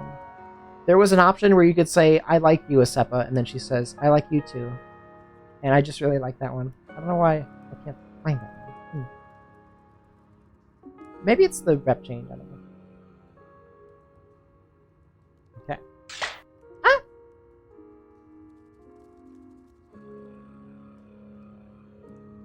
So Jacobo and Isepa are awake. Sparfusil is asleep. We talked to Sparfusil. And I don't think we talked to Mafio. Mafio is the main merchant, the first one that we meet in Gritgate. Mafio's bristling mane contorts in such a way that in the faint light he almost looks to be grinning. Fastened to several of his quills are tiny bells meant to draw the attention of prospective customers. Let's talk to Mafio. Welcome to Gridgate, apprentice. Care to enhance the quality of your stay with a wise purchase? Do you know anything about Bethesda Susa? Bethesda Susa? Lovely, but a bit dangerous for a holiday destination. You'll want to bring bandages and warm clothing. Why not take a look at my stock in case something suits you? What wares do you sell? Oh, I sell whatever sundries that meet my standards of quality, with some measure of curation. I try to ensure that my shelves carry a bit of many things, but you can count on finding more than enough ammunition and a few recoilers that can lead you back here in difficult times. If you have anything in need of identification or repair, I can take care of that for you for a few drams as well. What is this place? Oh, why, this place is Gridgate. Oh, the vaunted halls, the glint of chrome, the gentle hum of chain turret placements. There's nowhere like Gridgate in the whole of Cudfen. I've journeyed in my comparatively short time, but I always return here. The very air buzzes with knowledge, as well as quite a few other things. What kind of creature are you? We are called the Urshib, friend. Our kind are smarter than the average bear, sharper too, and a bit more handy. You got randomly gifted a sub to Jerkle? Hell yeah! Nice! Jordan has some great emotes, definitely. So that was Mafio. Oh yeah, here's the force field. It's the same type of force field that I saw earlier, but this one is still up. You can't go through it. Got any more bears in here? We got Seppa and Neat. Their face is tender, clean, and dotted with tiny furs. Their head hair is gelatinized and shaped into a sharp rectangle. Their eyes are light and wide. Weird clothes hang about their narrow frame, and their fingers fidget in patterned asynchronicity. Occasionally, they beam a grin and freeze their motion before resuming as if nothing happened. Hey, what's up, Neek? Neek's opening dialogue is like... like 40 dots. Greetings? It's sort of like Neek stares at you awkwardly. No, but I'm just kidding. I'm just jitting. What? Neek stares at you awkwardly. Do you know about anything about Bethesda Susa? It's sort of like this. You go to the Beetle, you talk to it, and you say, look, where's every beaded bracelet in the jungle? Where is every beaded bracelet in the Watervine Marsh? Where is every beaded bracelet in the River Spy? Then it tells you, and you go get the bracelets. What do you do around here, Neek? It's like what I don't do is drink Hortensa's sludge soup samples. I drank them once and she saw me and just sort of smiled tactfully, but I could tell on the inside she was like, wow! So I don't do it. Neek winks at you. Ha ha ha! She knows I still do it. Are there any straight bears? I believe they're gay by default. I don't know. I don't know. Not so far. Your hair is so rectangular. Neek chanting, rectangle hair, rectangle hair, rectangle hair. It's sort of like when prehistoric lizards would grow big sails to regulate their body temperatures and you'd say, I like it, but it looks so organically generated. What if you filed it into a sharp rectangle? What can you tell me about Gridgate? It's a big bear city with a lot of books and scratched brass and strange noises. But if you start chanting in sync with the noises, Arthur will hush you. It's sort of like this. Let me explain. Iseppa is napping, so you peek into her room and rearrange her papers. Then you walk down the hall and say, ding ding, so Mafio shakes his head and dings back. Then you fulminate by Hortensa. You fulminate right on by. You hug her, too. Then you scoot over and hug Spyra. Then you scoot over to Jacobo and look over his shoulder and nod like this. Neek nods thoughtfully. You go and run at Q-Girl and tap all the gadgets and tap on her on the head. Then you sneak by Otho's office. Then you hug Shem-1 and you drag them to the library and read to them. Sometimes Beretherman and Hortensa are in there and they smile at you. Then you get hungry and you roll towards the kitchen. You slurp honey from the vase and Darty glares at you. You say, I'm just jiddin'. Then you climb the pipes and whisper to Aloysius, live and drink, live and drink, live and drink. Then you pat the chromelings on their heads. You say to Ereshkigal, boom, boom, boom, boom, boom, I love you. Then you sneak into storage and pat all the chromelings on their heads. You take a nap in the peptic chair. Then you get a bright idea and go back to your room to write it in your notebook.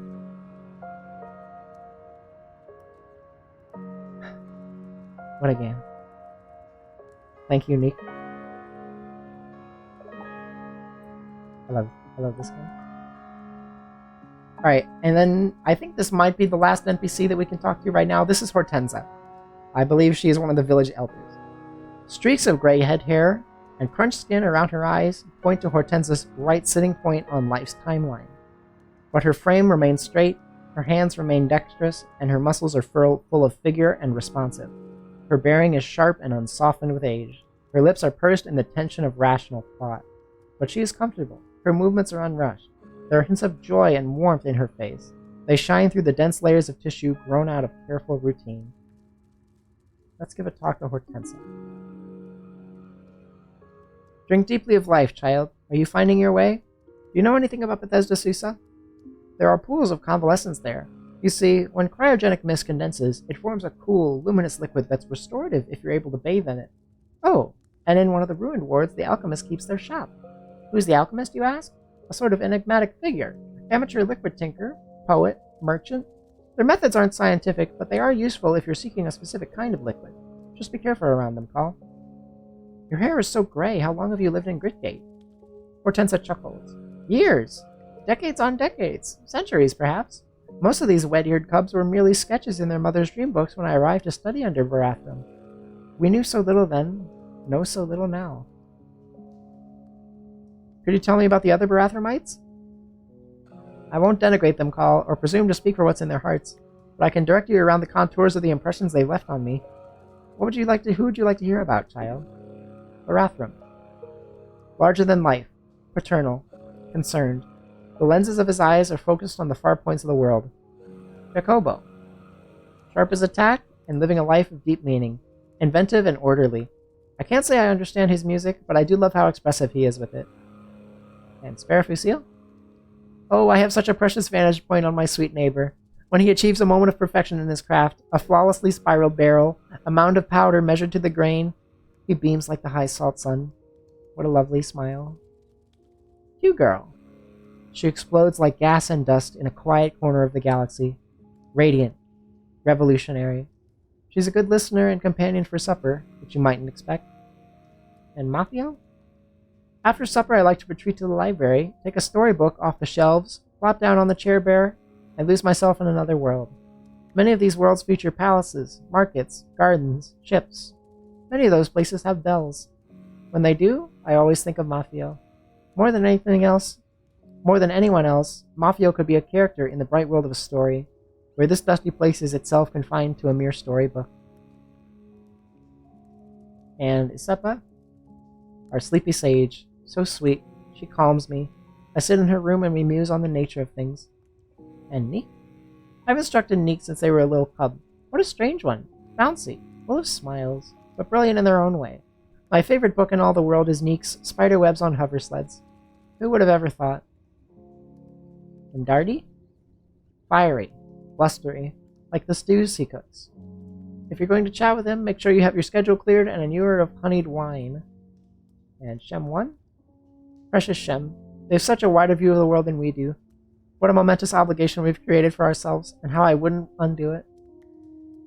And Aloysius? I don't think we've talked to Aloysius yet. I've shared my honey with that prickly troglodyte for more years than I can count. I can't help but like him, and while he won't admit it, he feels the same about me. And Ereshkigal? She's a sphinx. So enigmatic, that one. It's not entirely clear if she was there waiting when Q-Girl succeeded at retreading the mainframe's guts, or if she sparked into being at that very moment. Or was it some synthesis of the two? And I think the last thing is, are you a liquid tinker? Hortensia chuckles. You are sharp, Call. In a way, that's what I am. But liquids are more willful than scrap. I can't solid them together. They would run away, hide in the shale cracks, slowly come apart and disappear. I more so think of myself as a wise woman in dialogue with them. I manage their moods and phases. My notebooks are full of their quirks and caprices. It's a wonder, isn't it, how at just the right temperature and pressure the continuity of matter is smashed apart? How the gaseous butterfly flits out of the dense worm? Live and drink. I believe with that, we've met, I think all of the Gritgate NPCs that we could talk to at the moment. There are other Gritgate NPCs. I know this because there is a place you can go down the stairs. I cannot access that part yet, but you can see these big circles are where I used my clairvoyance ability, which lets me see into a different area. So if I go over here, You can see I used it over here. I'm going to activate Clairvoyance here. And now we have just a whole bunch of stuff over here. So let's do some sleuthing. Luminous Horse-Shroom. Rime warts hiss with the exhalation of cold vapor, and icicles like frozen witch fingers point at a spot of soil with no apparent meaning.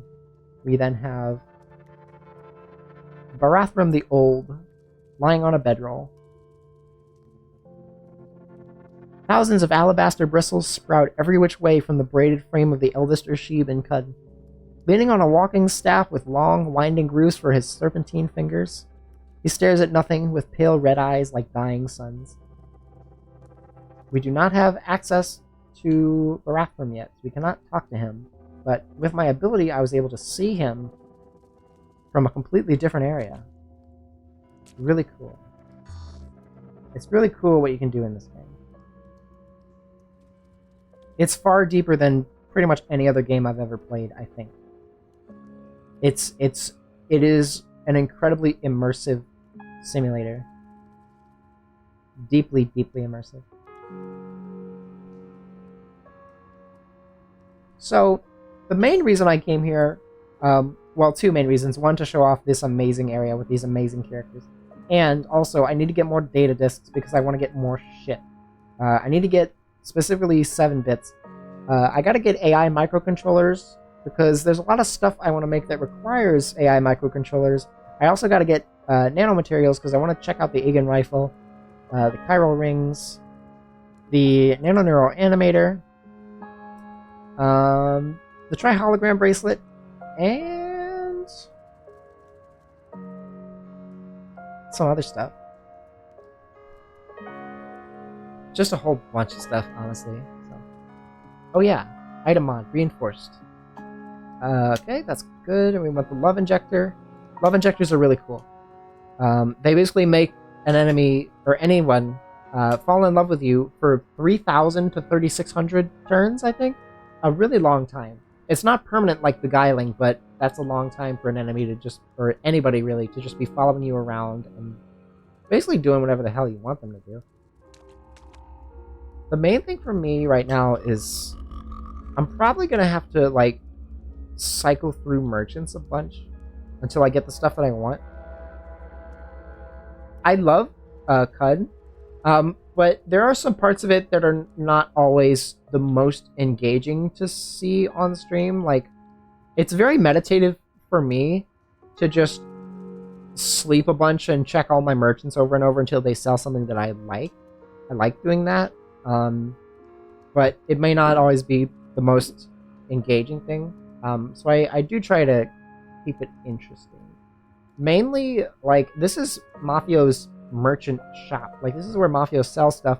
And you can tell because I already put down a bedroll and a campfire because I keep sleeping to, like, refresh trades. But Mafio is not here. Who are you? That's Asepa. Hi, Asepa. Oh yeah, here we go. Here's the dialogue. Ah, it is our new short-fingered friend. Set a spell if you like setting, Asepa yawns. Or spells. Or Asepa. If you like Asepa, this is a very good place to be. I do like you, Asepa. Thank you, Call. I like you too. So sweet.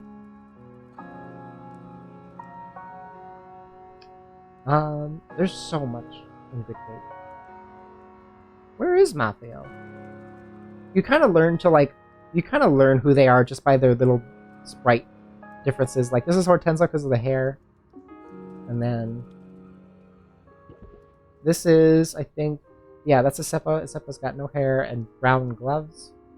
Mafio is the one with the cool swooping hair. And looking like, kind of looks like a pendant on his neck. Alright, what do you got for me? Just weird artifacts, no data discs. Okay. That's fine. They got a pretty nice looking dormitory. Fabrics were stuffed with water vine shaft and laid across wooden slats in the style of the hill folk. And then the description for a table. It's a very interesting game, but that's both a blessing and a curse for it because with most Zen games you can sort of go to Bit City. But with Cud it's so mechanically rich you have to pay attention. Yeah, definitely. Definitely, like, games like Cud, like, there are quite a lot of games where you can sort of not like. There's a lot of autopilot games where that you can like talk and be like engaging more,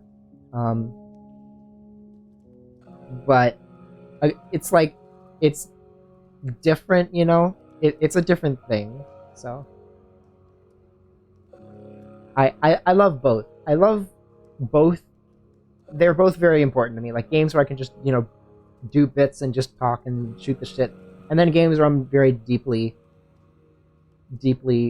meditative. Because these games are so mechanically rich that I get meditative in that, you know? It's like, it's a form of Zen for me as well. It's a different genre of Zen to me. Like, this game is just, there's so much game in this game that even the description for a table is like a whole paragraph. Branches of the living tree were resorbed and reformed into trunk knots. Then, hundreds of years later, the oiled saw of a gorge woodworker disarranged their arbor geometry and flattened it for civil use. That history remains cast in 2 dimensions, powdered with dust and scratched in pencil. One thing that CUD does really, really well is it talks about the like how an object has been like used over time. Like they talk about the history of an object. There's like if you like the semi-automatic pistol, the description for a semi-automatic pistol is like the sweat-stained grip has hairline cracks from when nervous hands squeeze the precision out of their shot is like the description for the semi-automatic pistol. There's just so much rich writing in this game to supplement the very rich mechanics. It's super good. But I need to get some more artifacts, and really my best bet to get those right now is probably just hop onto a like merchant hopping spree. I'll probably fight shit. I do want to fight shit, you know. Wouldn't be a good stream if I didn't fight shit with my cool guns that I have. So let's see. Okay, give me a Joppa recoil. Off to Joppa. Whoop. The teleport effect is super cool. Alright, so let's go see Tam. What's up, Tam? Got anything neat for me? No. Tam's stuff is not all that good. Okay. That's a no for Tam. Archive's usually where I go for the cool artifacts and stuff. The Dromad merchants might have some too. Weird artifact. That's the thing though. Like, they sell the data discs way more than the actual artifacts themselves. Jack is the... Electrified? No. Artifact? I'm just gonna assume that that's an implant. Archive sells a lot of implants, so let's just check. That is night vision goggles? Whoa. I don't know if I can wear that. I think I need a face slot to wear that. That is really cool, though. That's really cool. It has a 3-bit, which I honestly want, so I'm just gonna get it and just break it down for bits anyway. Disassembly. I feel like we could go to the jungle. Do some jungle shenanigans. Maybe I will... Yeah, I'll probably do some jungle shenanigans and maybe call it. Because I don't want to skip too late. Bit of a short stream tonight, but I've been doing a lot of stuff today, and I don't know. Maybe I will go late. It depends on how I'm feeling. Okay, so with that said, got my 29 intelligence. I can tinker level 3 stuff. The issue is I don't have the bits for it, so I lack the bits. I'm gonna follow my game little heart. I feel like going the jungle. We're going to the jungle for jungle shenanigans. I'm lost. Well, this is great. We already got a whole bunch of shit going on here. The tortoise might try to kill me. No, never mind. Exploring new tiles is always very interesting. A lot of CUD is just like I think the safest way one of the safe ways to deal with shit in this game is just like hug the boundary of a tile. Like if I were to go in this tile and like fight dragonflies, for example, they would get pissed off at me. You can see when it's coming toward me. But if you just go back out through the tile, you can just wait at the boundary and you'll be way safer because you can just like bait them towards the edge. And like it's weird because like they're like separate. Each tile is like a separate world that you can like transport yourself to reduce your aggro, which is a really interesting mechanic that not a lot of games do. Games with like instanced areas have this, but I feel like it's way more like it's way more of a like it's way more like clearly it's like way more, how do I put this? It's so much more of a feature rather than an unintended thing you can do. Like, I feel like roguelikes definitely involve a lot of, like, prodding at the boundaries of the world. And, like, when I play roguelikes, you're always, like, hiding at the entrance of a staircase. You, like, go down the stairs and if something scary is there, you just kind of stare at them for a bit and wait for them to see you, and then you run back up the stairs.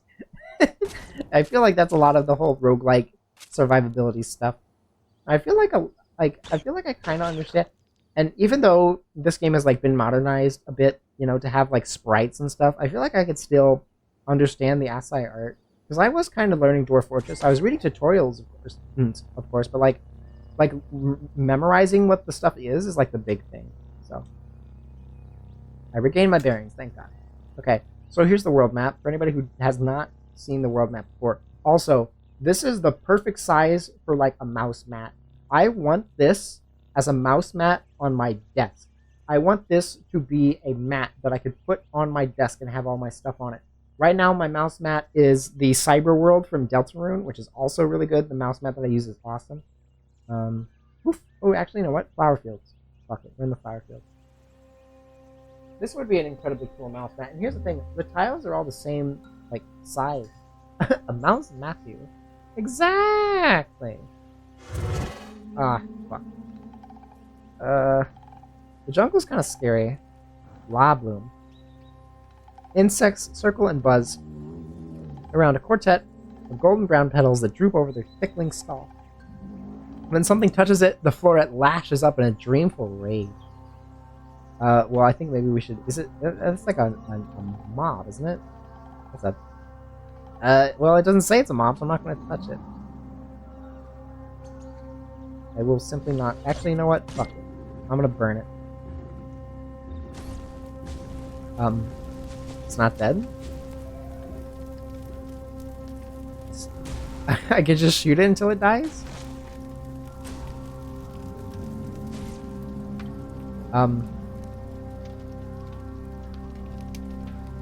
Okay.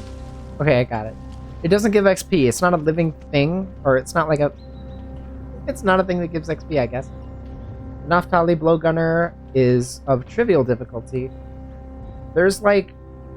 The way this game's combat system works is they have, like, assists and stuff. I don't know if it's, like, an innate part of the game.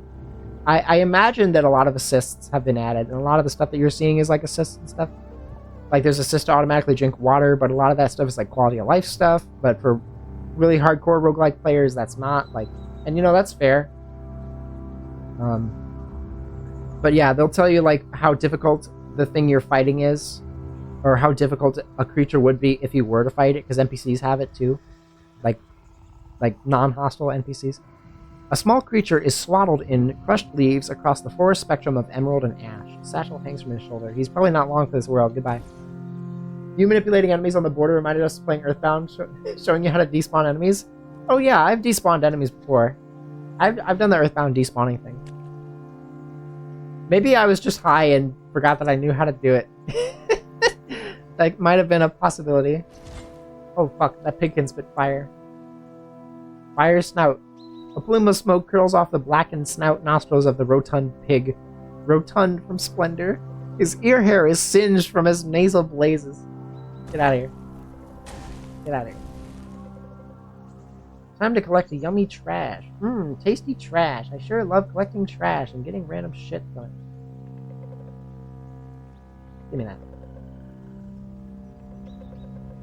Mmm, yummy trash. Yummy, yummy, yummy.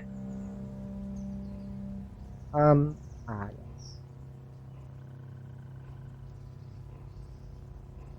A plastic disc that shines with rainbow light. This game's so cool. Ugh.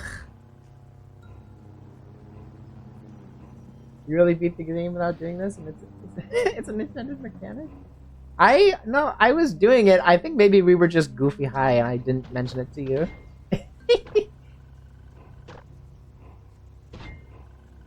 I hear like scratch images are out of stock. Huh? What do you mean? Look, there's one right there. I don't know what out of stock. I hope that's not a bug.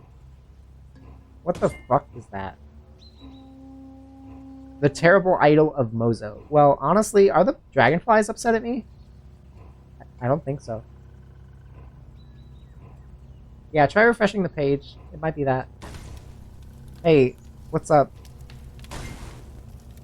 It's lightly damaged. Well, I think this calls for the bigger gun. Check out this cool thing, Masterwork Light Rail. Fuck man. You know what, dude? Get the fuck out of here! Get out of my face! And look at the dust floating away. Get the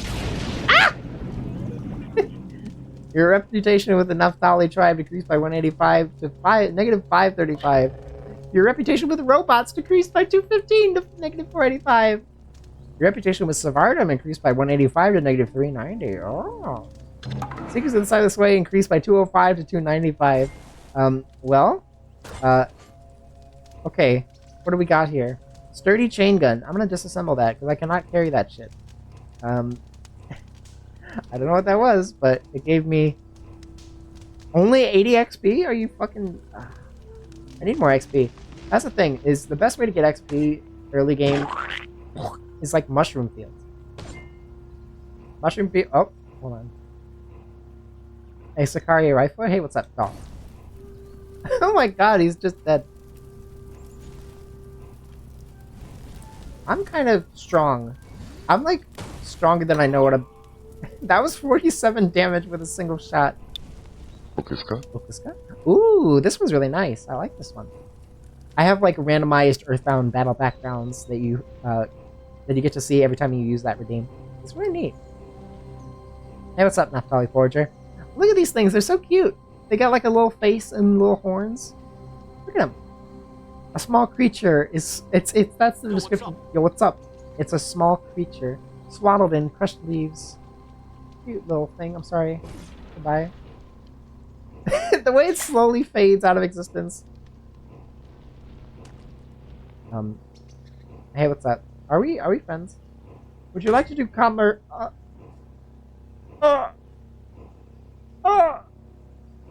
We could have sold them something. We could have sold them something, and you killed them. I think someone wants to sell me something. Murder. It's a goat. His curling horns are incised with the weathering script of time, and he chews cud without a...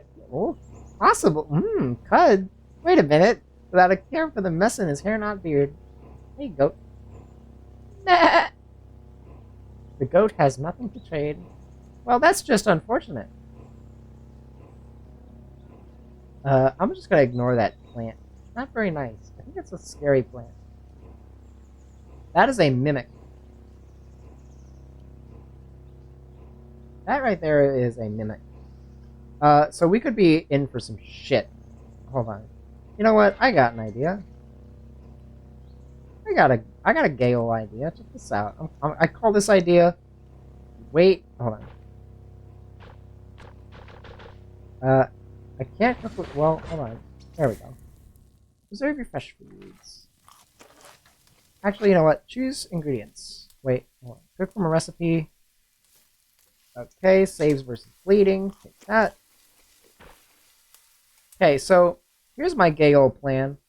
I call this one activate my time travel ability and engage the engage the mimic. Maybe I'll even use my force field. I wonder if my cell should probably be recharged. Radio powered chem cell is full, so I could put the force brace. I could do that, you know. I'm just gonna pull out the big guns. Because, fuck it, mimics are scary. The mimic is still there. There's an Arconaut hanging out with the mimic. What is that Arconaut doing hanging out with the mimic? Are they friends? Are they roommates? Okay, well, I don't really care. Alright. Precognition on. It's a tree. The mimic is a tree. It's a mimic. A star shape of sheer and gummy tentacles shivers at the 0 point. When it senses something nearby, electric current charges a scale of mirror photons to replicate the image. Well, here's what we gotta do. First of all, activate hologram bracelet, zap, and then, flaming ray, zap. Okay, so the mimic is moving towards me. This is always really interesting. Is it focusing me or the hologram? Where the fuck is it? Oh, it's up there. Okay. The mimic is right here. Mimic. Hold on. I'm gonna mark the target. I have rifle skills as well. Also, ignore all this shit. I'm just setting the entire jungle on fire. Don't worry about it. Mark target. And then, where is the mark target? Mark target right here. Where is the mimic, actually? Right here. It's that tree right there. Mark target. Bam. I've lost sight of the mimic. Damn it. Okay. Well. Oh, fuck. Oh, fuck. There's bombs coming towards me. You gotta kill the mimic now. Where is it? Oh, the mimic is dead.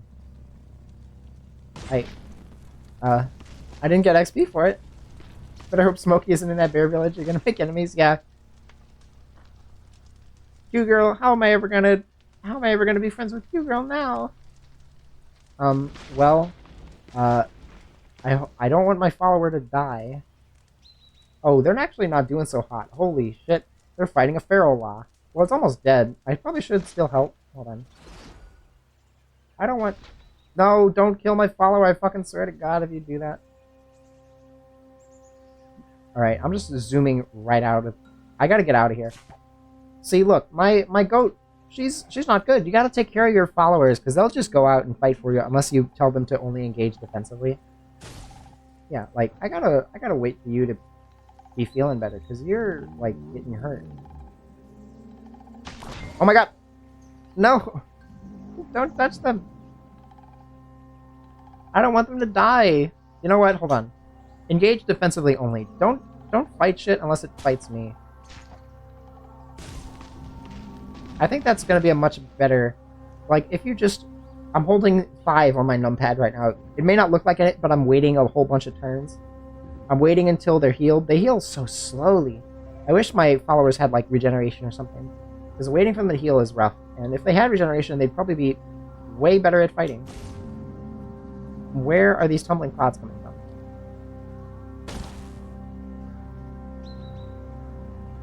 I think the risk to XP reward ratio is just too low for this place. Or rather, too high. Goodbye, frog. Okay, there's a frog. The XP is not great. Flower fields. There's just flowers here. Maybe I should also, like, wait until it's daytime. I wonder if it's, like... I forget. Maybe the jungle... Hold on. Do I have any bedrolls at all? I really hope I didn't fucking leave them. Okay, I did. Alright, bedroll. Right, the waxing salt sun. Oh, there's horses here. Bunch of horses.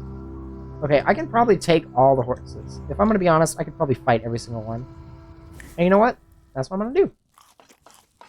Check this out. Hologram bracelet. First of all, zap! And then hologram bracelet. Bloop! And then, now watch as almost all of them... They hate the hologram! They don't... They don't even know. That's what's so cool about this game. They don't even... I mean... Viewers, it speaks for itself. This is Cave Zakud. I'm your host. It doesn't get much better than this. Just kidding, yes it does. Oh wait, get out of my way. Yes, it does get better than this.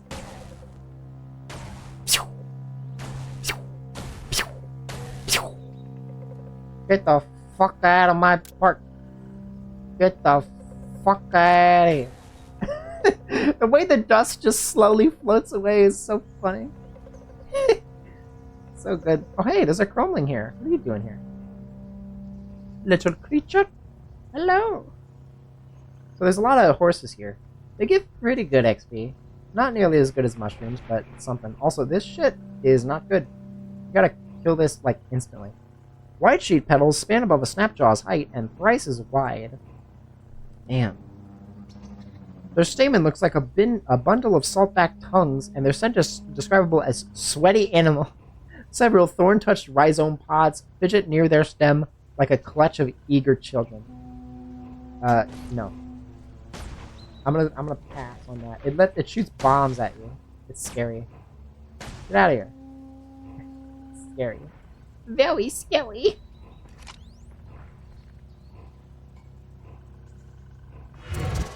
There's a doggy. There's a doggy.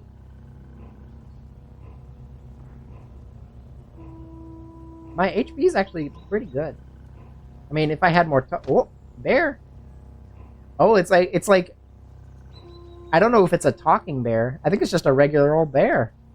It's Bibomo, renowned honey-loving bear, loved by bears, hated by the villagers of Wuhan for slaying one of their leaders. Well, here's the situation. Hologram. Oh, they're breaking turrets. I should probably be careful because turrets actually can fucking ruin everything. Mark target. Bam. And then check this out. Suppressive fire. Okay, it's just dead. How much damage did I just do? I critically hit with a long photon for 35 damage. Okay. Your reputation with bears decreased by 210 to 585. Good thing the Barathormites are a different type of bear. What do you got? Water skin with honey in it. That's a lot of honey. This bear loves honey. Oh my god. And cider. Now that's some good cider. It really likes fighting my hologram. Look, they're kissing. They're friends.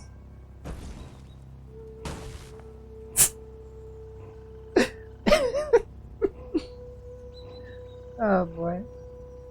Alright. I gotta remember to turn off the hologram bracelet because it uses up batteries. Hey, what's up, slime? Get the fuck out of here. Look at all these dreadroot tubers.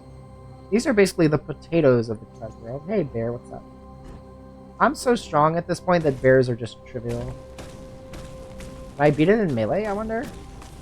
Yeah, the bear is dead. Oh, I want the dreadroot tuber, actually. Oh, wait, do I even have Harvestry? Do I have the Harvestry skill? Yeah, I do. That's weird. Oh, wait, I think I have to just step on it. There we go. Ow! Oh, hey, it's a Ray Cat. Hey, kitty.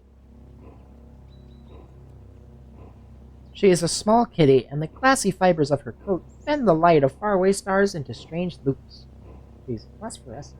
I'm gonna pet you. The Ray Cat shies away from you. Oh, okay. Alright. That's fine. Oh, stuck in a web. Are you okay? Are you okay? Are you good? Kitty? Kitty? I keep getting stuck. Are you good? Oh, what the fuck? Hello?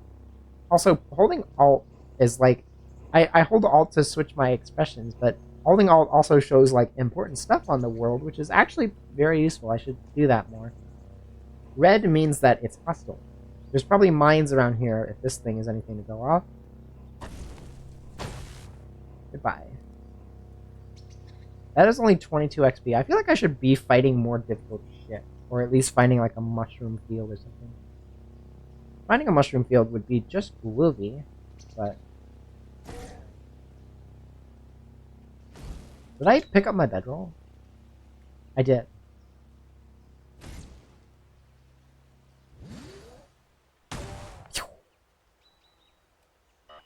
I hear a turret. Not good. Where is the turret? Where is... Oh, I see. Okay. Is my follower gonna go after it? You know what? Yeah. Engage aggressively. Go fuck up that turret. Have fun. It's dead. I really like the followers, because having followers to go break turrets is really... Oh, shit. Really good, because turrets can really just fuck you up instantly. I've had plenty of runs just... I've had plenty of runs go from full health to no health, just because of a turret. So turrets are scary. If you hear a beep, it's a warning. Whoa! Whoa! Hi! It's Ashley! I was watching you play Getting Over It. Hello! Hi! Hello! Welcome, raiders. Hi, Ashley. Thank you for the raid. How was your stream? I was there for a bit. Big shout out to my good friend Ashley. She was playing Getting Over It. It was very fun to watch. Did you do anything else after that? I was off to do other stuff shortly after. You got pretty far? Yeah, I saw. You were doing very well. And I've played quite a bit of Getting Over It. And I definitely know where you're at. And honestly, you're doing great. And if you do make the decision to keep going, I believe you can just do it. So I keep that in mind. Because you made it to the ice wall. That's awesome. Are you talking about like the big mountain? Like the 45-degree angle? Because that part is pretty... That part's a lot. The whole game is a lot, but they really make you work for it. I've beaten it like 6 times? 6 or 7. I think my best run was like... Was it like half an hour, I think? Which is still... Which is like... Still kind of a lot. For me, at least. But like, it's... Yeah, past the bucket. If you got past the bucket, you can do it. Like, you can win. If you can do the bucket, you can win. Honestly... Like, the orange hell used to be, like, my least favorite part, where you had, like, the table with the orange on it, but, like, the bucket is so messed up for me, because, like, it's so tough, because it's, like, the only moving obstacle in the entire, like, it's scary. Like, bucket is fucked. If you can do bucket consistently, you might be a god, because that shit gets me feeling some kind of way. We're playing Caves of Cud. Caves of Cud is a fun roguelike. It's a really, really deep RPG roguelike. I love it. I am playing as a mutated bird lady who shoots fire out of her feet. She has 2 fungus infections, and they generate mushrooms that are worth money, so I keep growing mushrooms on my body and yoinking them off and selling them for money. I also have my co-host here, Aha Heartbiter, the goat folk shaman of Clan Year. Thank you for joining us on our stream. Aha, she is my goat follower who I have beguiled into believing that I am actually not somebody she should kill, but actually somebody she should follow around and help with a bunch of stuff. So anyway, we've just been exploring, having a gay old time. It's been great, and I'm very glad to see you. Hello, honey skunk. Honey skunk. Everything near the bantam mammal is damp. Fur, hair, leaves, soil, slick silver alloys. He's become a furry world unto himself, and the sweet and sickening honey mist about him is the atmosphere. Harvest? There we go. So, my main thing, that is a mimic. He's become a furry. Furries? Huh. Alright, I'm gonna just plop my hologram down right next to the mimic. I'm gonna do this thing called Mark Target. And I'm gonna do this thing called Suppressive Fire. And what... Oh, I hit my... Oh. Damn it. Hey, thank you for the follow. Let's get this bear out of here. What I'm actually going to do is, this mimic doesn't have anything to mimic itself with. So you can see the mimic itself is what it actually looks like, is this weird little thing of tentacles. So what I'm going to do is I'm going to mark it. My follower's in the way now. Okay, then I've drawn a bead on the mimic, and now I'm going to do Suppressive Fire, which will prevent it from moving. I don't know if I hit it. Fuck. Hold on. Wait. You know what? Let's swap the cell. My goat person's doing good. They're gonna win this fight even if I don't do anything to intervene. But what am I hitting? Am I shooting the wrong thing? Oh, you know what? It might have... Oh, wait, I did get XP that time. Damn. That's quite a good bit of XP. I wonder if it's because they have, like... I wasn't hitting a lot of the time with that gun. Maybe I do need to get, like, a stat to help with my accuracy. My agility is 20 now, so I... I mean, I still need to get the trash divining skill. How much is it? I think trash divining is, like, 300. It should be under customs. Yeah, it's 150 for customs and then 150 for trash divining. Damn. Whenever you rifle through trash, there's a 5% chance you piece together clues and learn a random secret. I feel like I should do that sooner than later. I don't really have the skill points for it, though, so... Hey, Skunk, I hear that you're making a whole big stink, but can you not do that near me, please? Look at these skunks. And it's not just, like, stink gas. Like, that's, like, acidic. That's corrosive gas. Even now, the nimbus of vaporized acid is condensing, starting to settle on its colonized surfaces, starting to sink through their soft edges. Oh yeah, my hologram. Thank you, hon. Thank you. I didn't want my hologram to get lonely. Oh, fuck. That hog is spewing slop at me. Get out of here. Oh. I hear a turret. I hear a turret. My follower is going to fight the turret. My follower is engaging with the turret.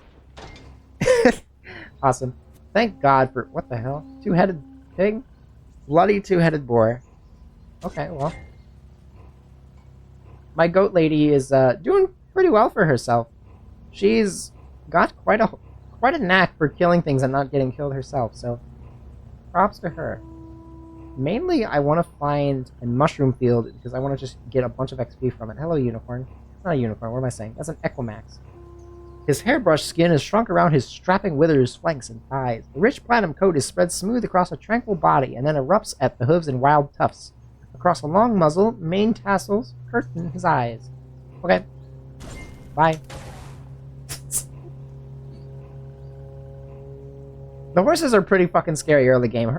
Early game horses can just beat the shit out of you, so... That is worth keeping in mind.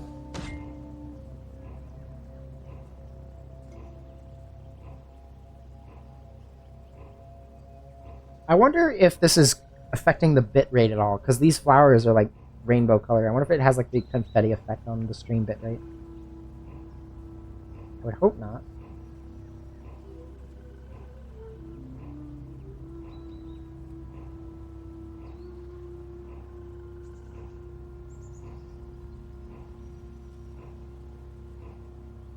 Seem okay? Okay, good. I heard a robot noise? Oh my god. I want to find something more interesting. Oh, that was a Chromling.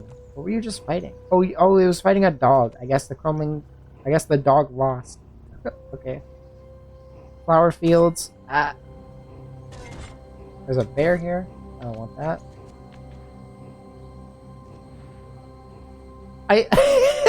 Don't you just love when you enter a new tile and there's two bombs about to blow up right in your face? Just like, yeah, bye.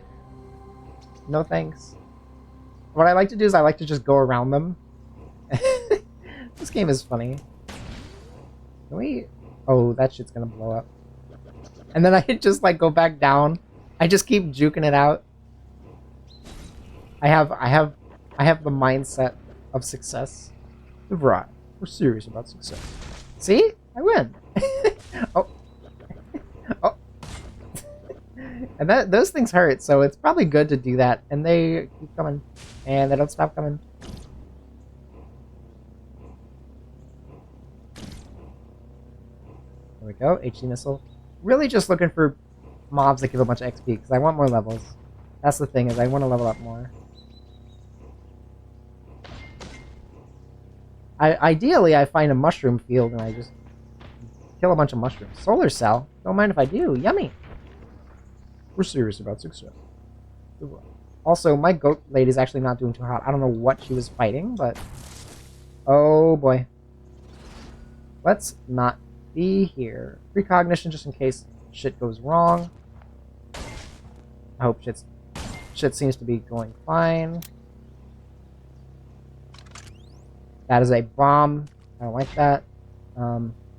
So another thing that's really interesting is when you go to a new tile, your followers are teleported right next to you, which is really good because my followers, because you have different engagement styles, there's like defensive engagement and aggressive engagement. If they engage aggressively and they are about to die, sometimes you do just need to like go to a different tile to pull them back to you.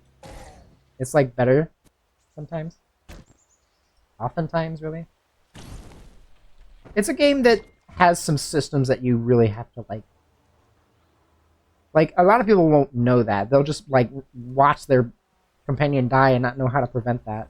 But, like, you gotta mess with the systems a bit to really get it working how you want. Like, there's driving a new car and then, like, understanding it to, like, a second nature degree. And I feel like I'm kind of, like, familiar. You know, I can drive this car pretty good, if I do say so myself. I haven't beaten the game yet, but I mean, it's a roguelike. You don't beat those. Come on. What do you mean?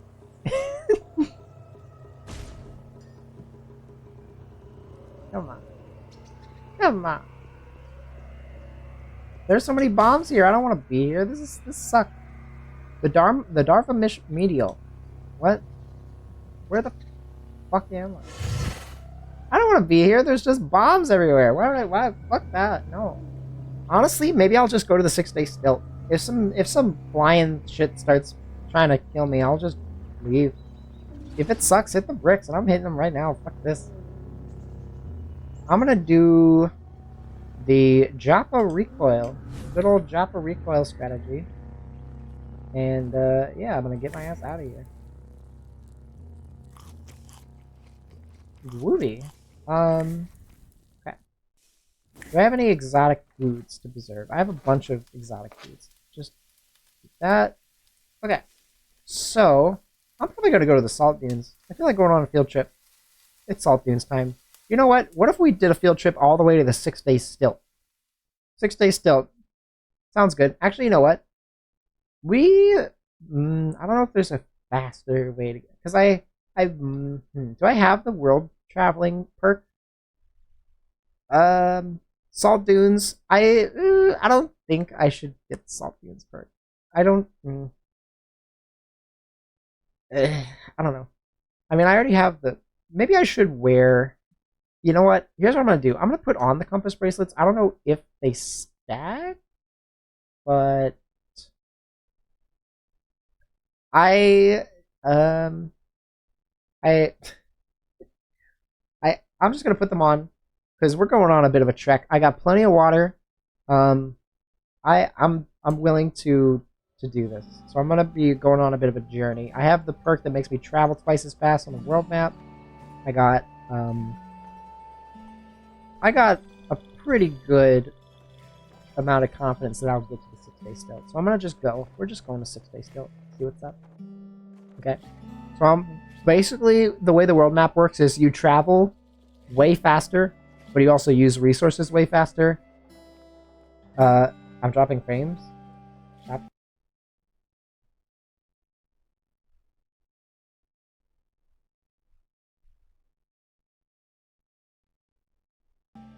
Hey, OBS, can you stop doing that? Hey, OBS, can you stop doing that?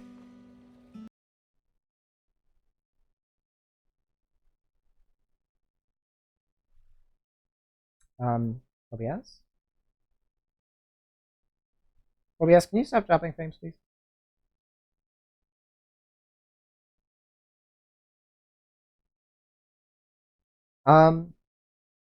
Well, hold on. Okay. I think frames are stable. Frames are stable now. That's good. It was not too bad. It was just sort of a hiccup. Anyway, what was I saying? Oh yeah. It should be good. Just going on a big old journey. There's a chance to get lost when you travel the world map, but it's like whatever to me. Because you just have to explore a few tiles to get a chance to find your way back. Temrod.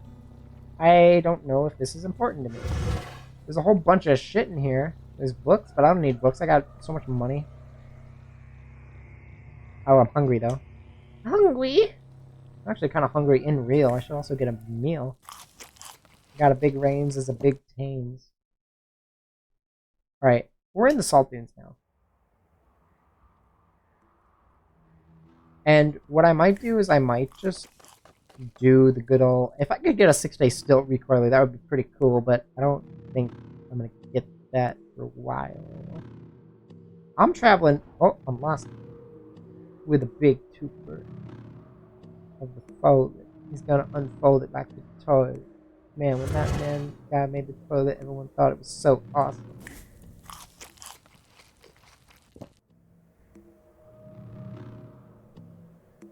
Okay, so... Oh boy. Well, what do we got here? Dawn Glider. I honestly don't want to fuck with those, so... Are they gonna follow me? You know what, I got the time travel ability on, let's... Oh my god! Ah! That fucking hurt! Get away from me! God damn! Okay, well... Don't follow me? Fuck, that hurt! Ow! What? Shit! I need, like... That fucking hurt. I know the Dawn Glider's hurt, but that shit hurt. Like, ow.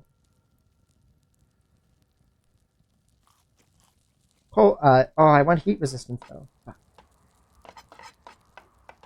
Do I have any, like, hot items? I don't think so. 125 to 175 cold resist for 50 turns. Holy fuck. That's really good.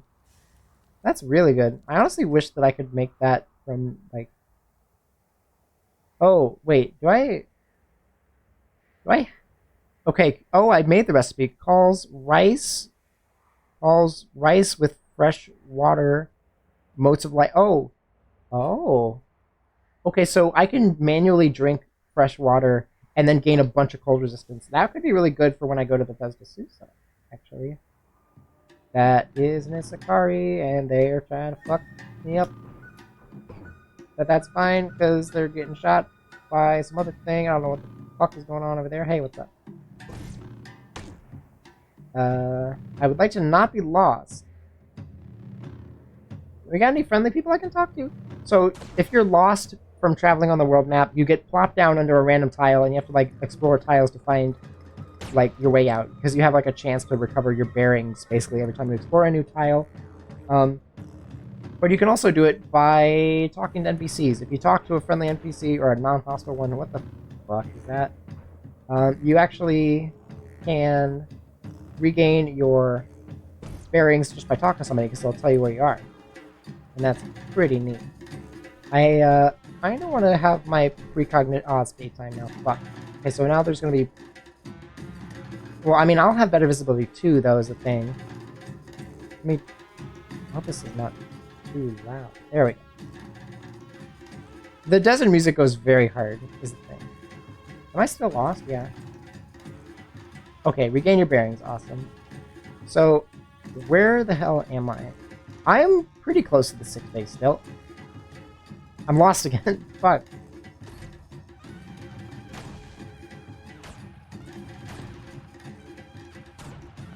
Damn, this gun is very good. Right. What do we got here? Just a bunch of Isakari Raiders. You can tell, like, this is a desert. Like, it's barren as fuck out here. There's nothing. There's nothing.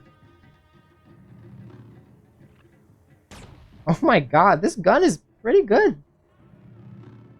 I can boink him from quite a distance. Regain your bearings. Oh, there's a staircase. Do I dare go down the staircase? Let's find out. Let's see if I get fucked instantly. I see a Dawn Glider. One Dawn Glider is not a huge problem. They're annoying as fuck, but...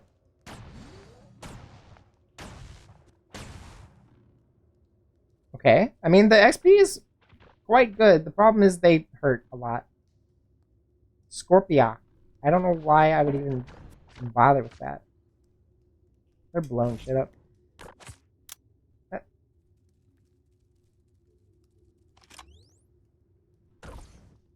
Scorpiak has, like, no XP. This is kind of a waste. Alright. 6 days still. Coming up. I am at the 6-day stilt, baby. We made it. We're here! I'll turn the music up for this, because I remember the music being pretty good. I think. That flower is walking around. Slint and Mechanimist Convert. From a distance, he could be mistaken for a human wearing a wide-brimmed lantern hat. But he is no human, and his hat is no vestment. He carries his weapons and gear in flexible green digits.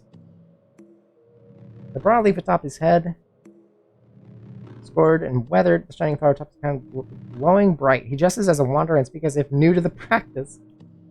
Fish! Hello. Hello, Warden's Esther. Live and drink. You know what? Yeah.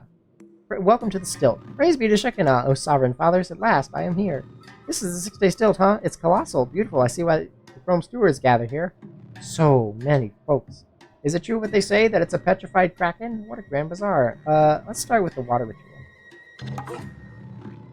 Badals, okay. Badals like the warden. I could learn the shield skill. That actually might be pretty good. You know what? I'll do that.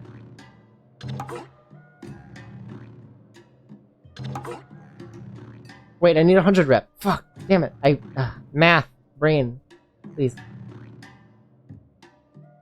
Armor. Oh my god, look at this yoked up guy, armorer. I love the shape of this guy. Look at this brick of a person. Careful, talk.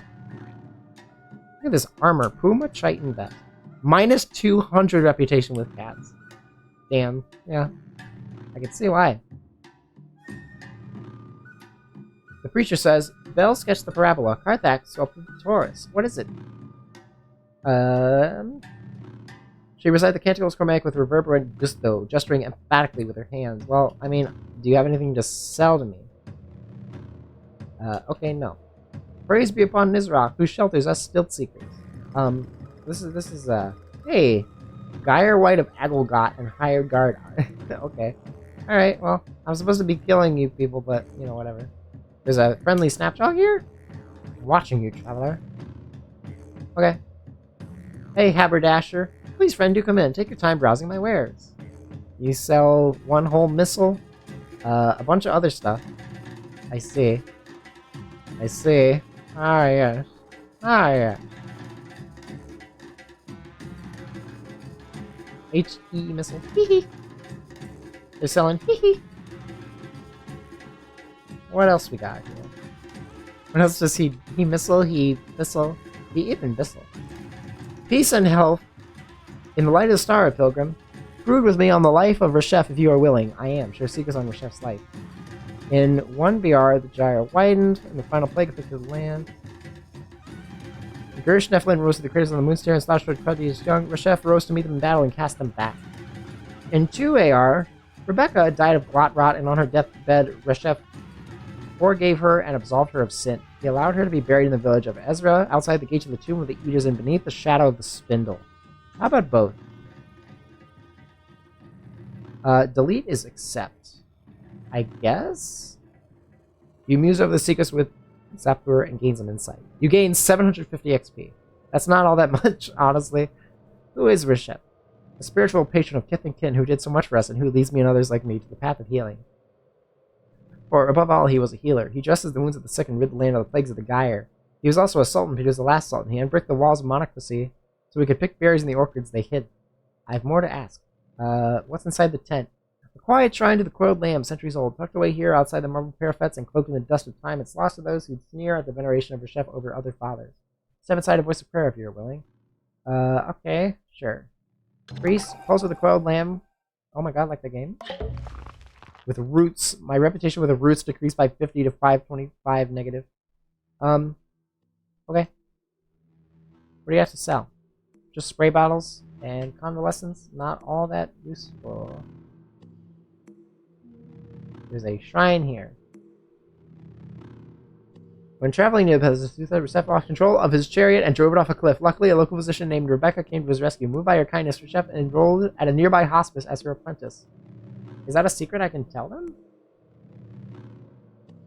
Oh my god, yeah, it is.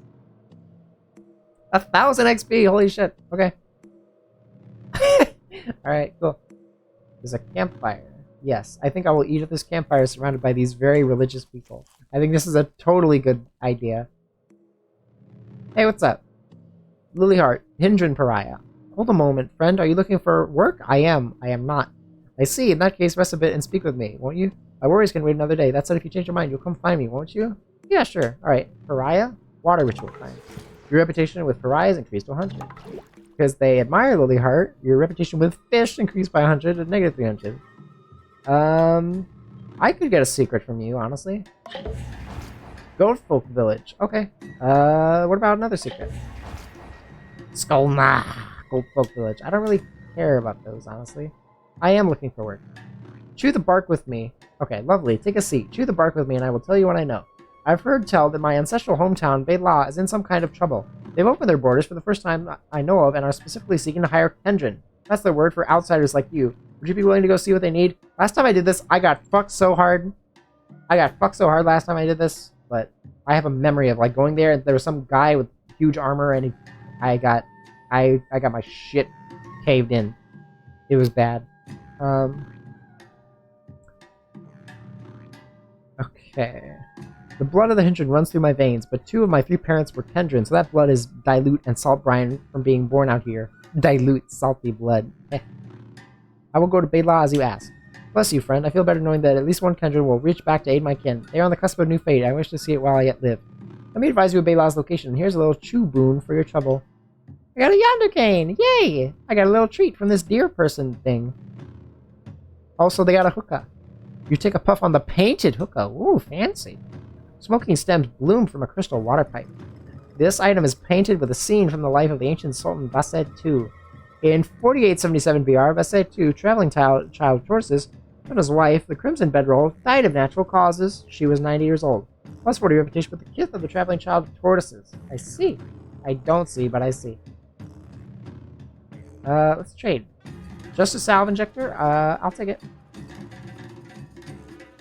What can I sell you that is not, like... Okay, you know what? Take a glow sphere.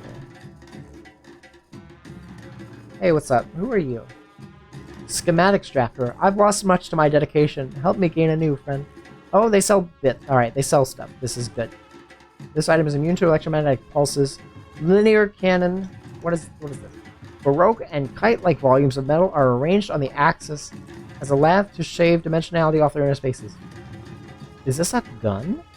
Baroque and kite-like volumes of metal are arranged on an axis as a lathe to shave dimensionality off their inner spaces.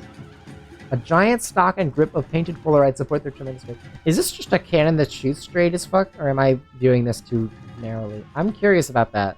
I can afford the blueprint, so I want to get it. I think these are boots that make you teleport. Maybe... I don't know. I wonder if I, like, cut off my hooks, if I'll just grow regular feet. No, because that's like a defect. I can't remove the defect. That's like a genetic thing.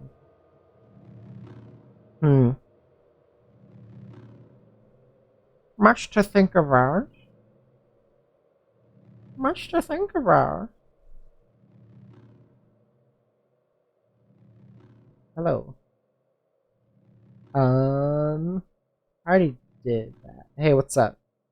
Protector of the Still. Live and drink. What do you got? Nothing. Graffitied marble wall. He was sculpted by the regularity of the Lesticida, or I don't know. We got just your regular old farmer here at the 6-day still. Got ourselves a pig farmer. Hey, what's up? Pig. Soft growling. Pig farmer. Mind the pig leavings, friend. Thanks. Okay.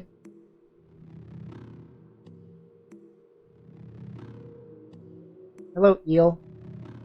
Wet sewage eel and hired guard. You get your own puddle of water? Nice, that's pretty cool. It's funny that your hired guard has, like, a puddle of water that they are confined to and are not allowed to move from. Ow, I knew that would happen, but I wanted to see it. That was a prickly little vine that I just stepped into. Hey, what you got? What's this sign say? Graffitied sign. A terracotta board has been painted with ochre and ground malachite. Graffiti is scrawled across the surface. It reads... I don't know. Anyway, here's what I'm going to do. Precognition. Where's my love injector? Apply to myself. Your heart swells with a burning sensation. You can see I'm flashing with a heart icon because I have the love injector. Anyway, you fall in love with yourself. No, that's not what I meant to do. I meant to click on the sign.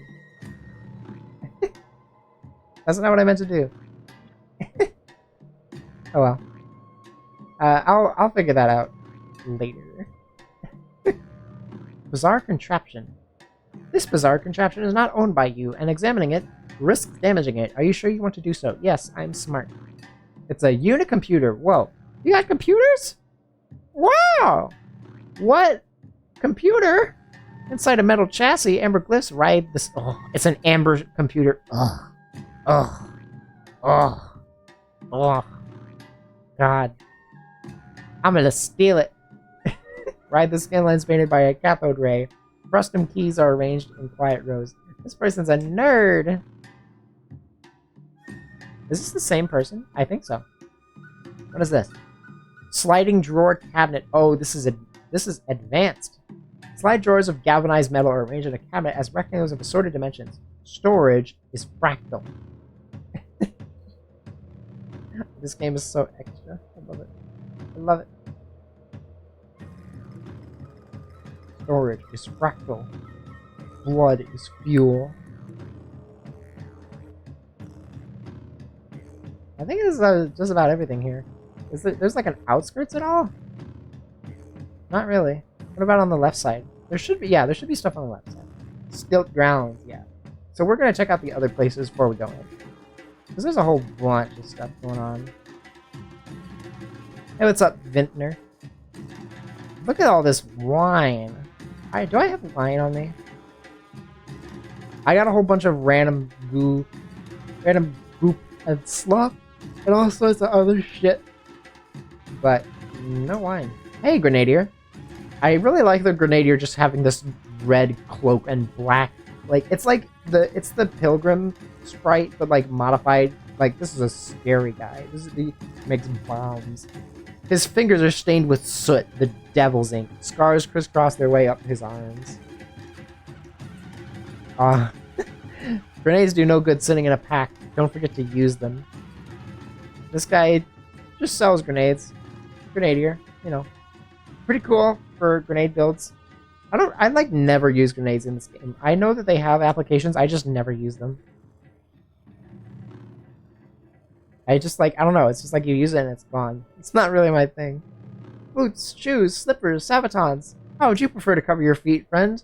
Come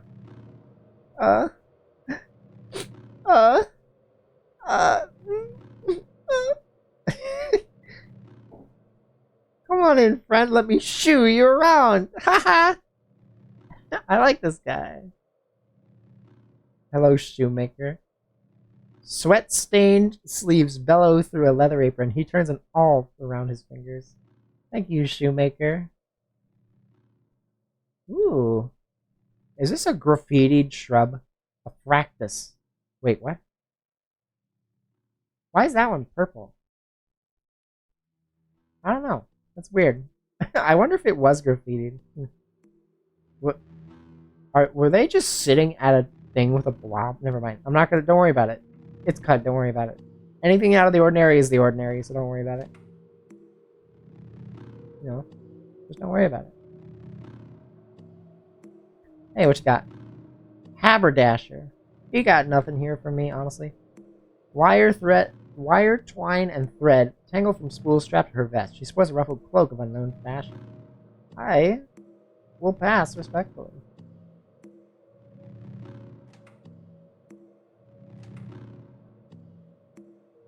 Respectfully, I will pass. Naphtali Runt and Mechanimus Convert. That's like... worries about it. What's that I smell?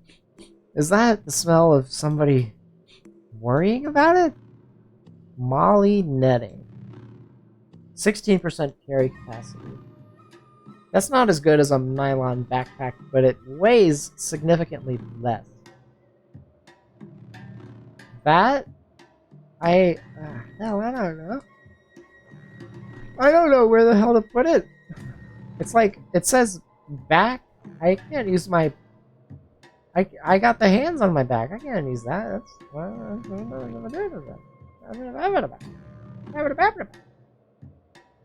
What's up, Arconaut? Nods mutely. Hey, what's up? Nothing. Got crayons, though. That's good. It's important. Always gotta have an art method on you, should the need for art arise. Hey, what's up? Schematics chapter. This is a different schematics chapter. This is actually good, because this is where you get a lot of... I should have gone here a lot earlier. I mean, having to get a recoiler for this place would probably help. Arc winder. Fucking... I've been kind of slacking on pulling off my mushrooms, because I have so much fucking money. Null ray pistol. I have no idea what that does. I'm gonna take it. Arc winder. I have gotten one of those before. I feel like I'm just collecting this shit at this point. I have so much money that it hardly matters.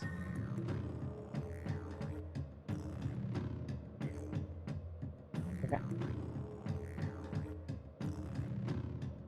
Plated Chromeling and Hired Guard. Hey, what's up, Plated Chromeling? Actually, what is this thing? Bizarre contraption. What is that? A flux gauge. 4 flanged couplings form a cross with a wave graph readout at the center. As liquids and gases pipe through, flux readings appear in neon strings. It contains plumbing, enabling it to function as part of a hydraulic transmission system. Let's see. Yes, right. Make it off or get the Argent well. Pay homage to your fathers. No, I'm good. What the fuck is that thing? What is that? Agilzov and Mechanimus Convert. Are you good? Are you alright? Are you good? Rotting pipe milk has soaked its wings and stuck them permanently to its sides as a second skin. Pus moist barbs mitten a matched pair of fly-like fore and mid-legs, while a third set crooks under its ass, skinny and naked. Alright. Okay.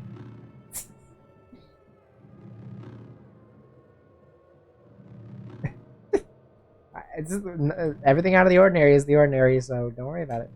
Hey, what's up? I've seen so many of you people try to kill me. It's funny to see one that doesn't try to just do psychic attacks.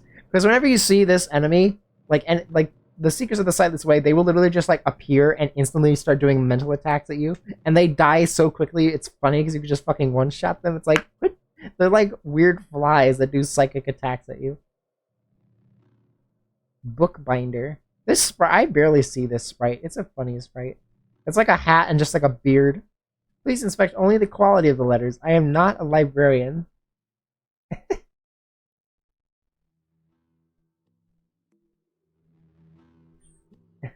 Sounds like an Earthbound enemy. Yeah, honestly.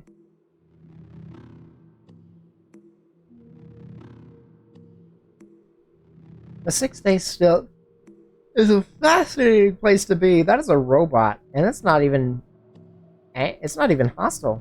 Beep boop. Glory to Shekinah. And they all have a copy of the books. They all have the fucking books.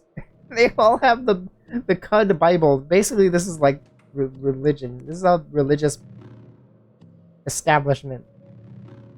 Do they do room service? Or is there a hotel, motel, Holiday Inn? Oh wait, this is a 6-day still. Hold on. I gotta check the tiles that I'm in. So that's like the Stilt Grounds left side. Now I gotta go to the Stilt Grounds right side. It has good music. I think actually we're gonna get the music because we switched to that tile. Look at all these people. Humble before my fathers I walk. Gunsmith. Friend, I tell you, there's no defense like a good and distant offense. Well, your guns kind of suck. My guns are pretty cool. Your guns kind of suck, if I'm being honest. Mechanimist Preacher. Chain gun. Yeah, they're given They're giving priests miniguns now. It's fine. Don't worry about it. Hey, what's up? Fire Snout and Hired Guard. I'm watching you, Traveler. Is that another sightless way? I'm gonna assume that it is. What is this giant building? Oh, what's this? Preserved foods. I see. The terracotta board has been painted with ochre and ground malachite. This game is so neat. Hello. Kipper. Nothing sadder than a fire, nothing to cook over it. Whoa. Whoa, big food. Hold on. Congealed blaze. Heat and fire-based effects. I like that. Fire ant gaster paste.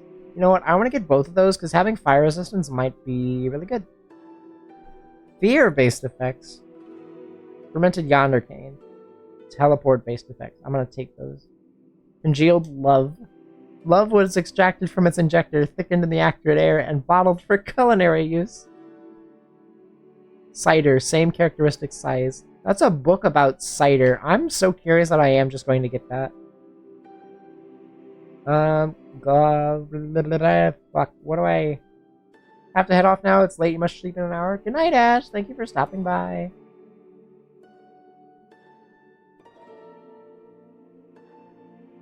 Much love.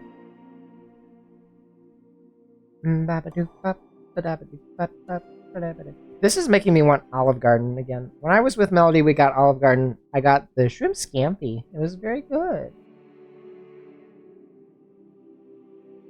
Shrimp scampi. We shared cake. I want to eat cake with you again, Melody. And we got such a good cheesecake too. I was family. Yeah. Family. Let me get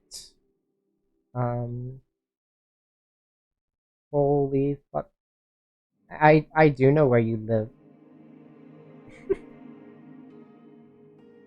I don't know if I told you, but I'm gonna be seeing Kate in about 2 weeks.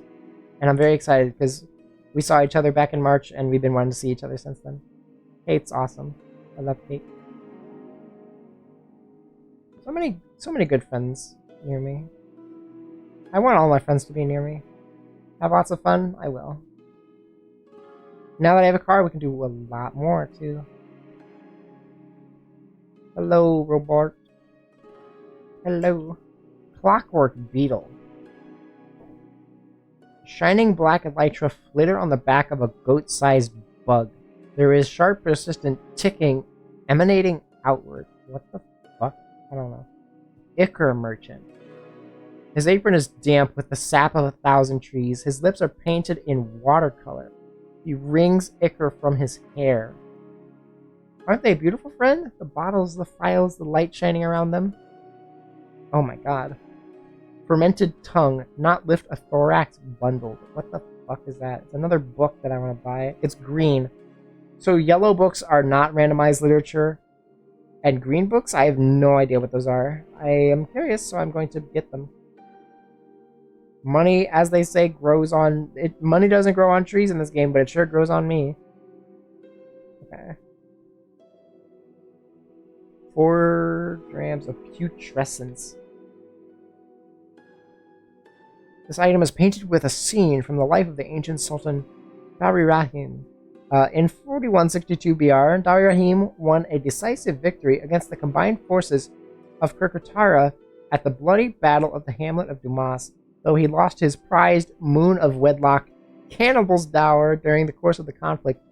As a result of the battle, the hamlet of Dumas was so rife with burnt books and corroded data disks that it was renamed the Philosophical Badland. Damn, okay. Recover Moon of Wedlock Cannibal's Dower. Okay. Black ooze. Look at all this stuff. Look at all this stuff. I'm getting kind of tired of myself. So after I check out the stilt, it's going to be Betty Bye time for me. I'm going to join this campfire with these interesting characters.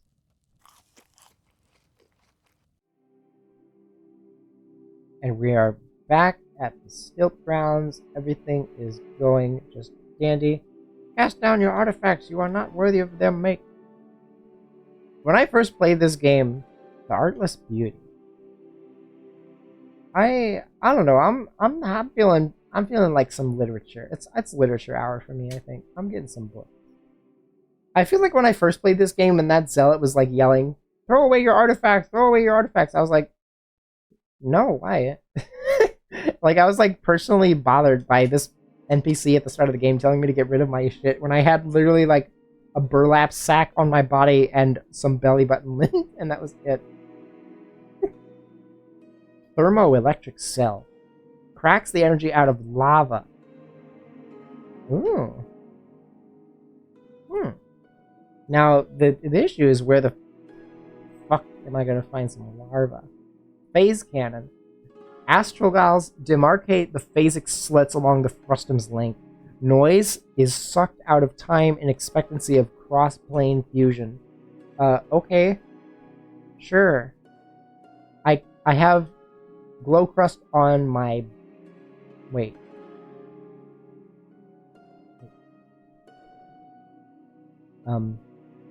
Oh yeah, I have my carapace. Fuck. I can't amputate my carapace because that's like my body. I can't wear armor on my body. Otherwise I would wear the palladium mesh tabard.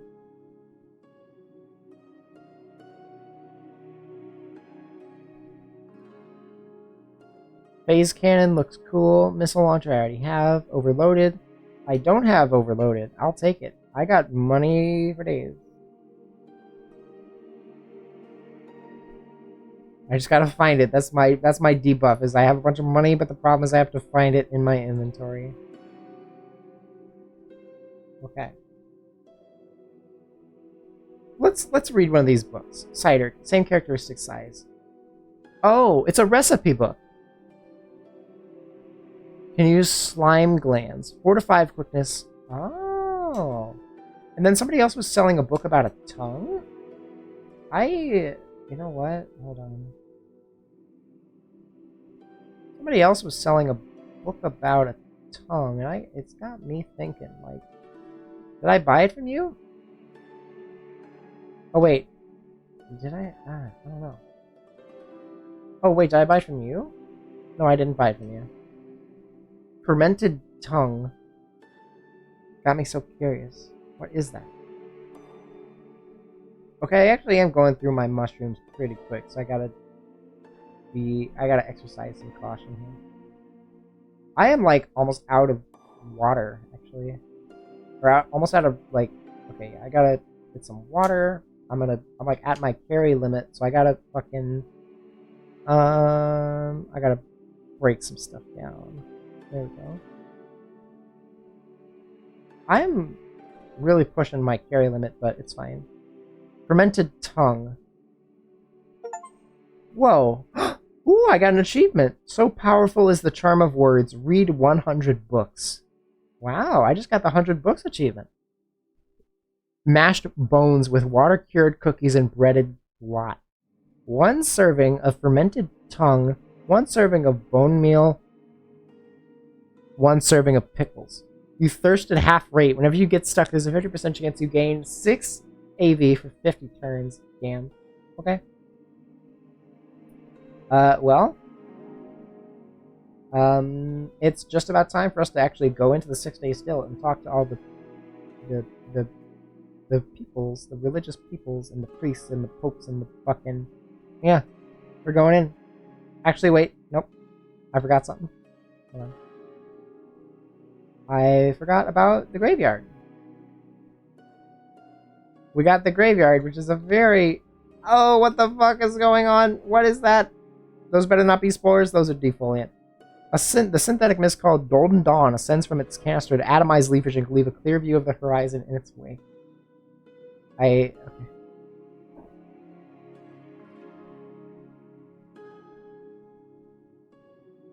Oh yeah, hey gunsmith, what's up? None of these are useful to me. There's gotta be there's a graveyard around here, right? You swell with inspiration. No, it's not that. Stilt grounds. Holy fuck, there's so much city in this city!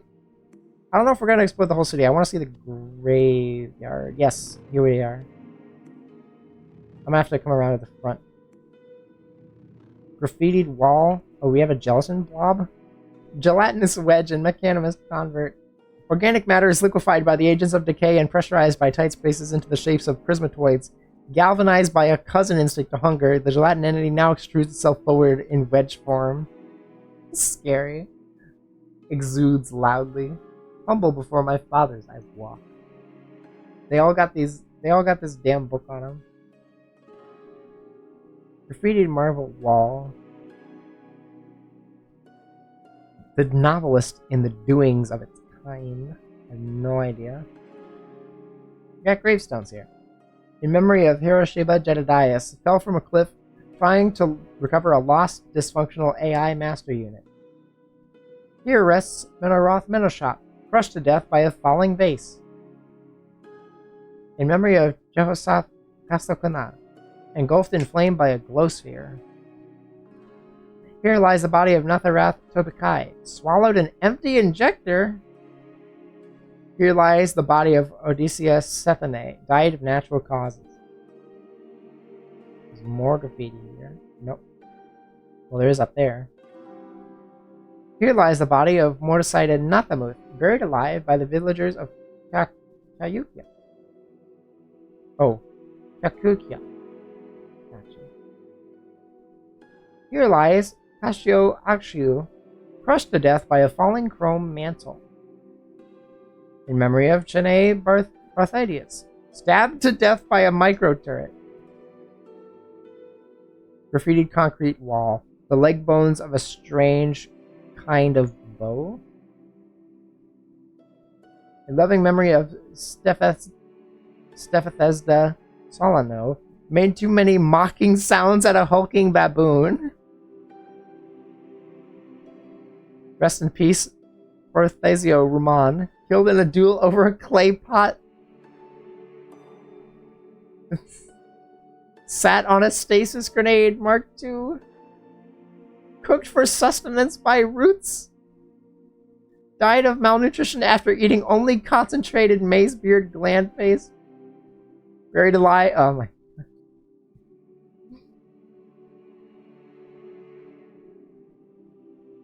Alright, we're gonna go around this time. We're gonna go to the other side because there's more graveyard on the other side, I think. No, I think it's just that one side, damn. Okay, we're going in. No more procrastinating, we're just going in. Like, that's just the outside. We're going in. Okay. We are in. Hello, robot. Oh yeah! Wait, this is the same robot that, who the hell was it? It's the composer. I forget who the composer is. There's the Gritgate composer bear. Yeah, but they're friends with Sheba Haggadayas. They've learned, Wanderer, hanging on the edge of tomorrow. Have you come across any books or scrolls in your travels? Do you care to donate one to the Cathedral Library? I'm gonna give... Oh, you get XP for this. I see. You know what? I'm gonna read The Artless Beauty right now. Unless it's like a fucking huge book. It's 4 pages. Oh my god.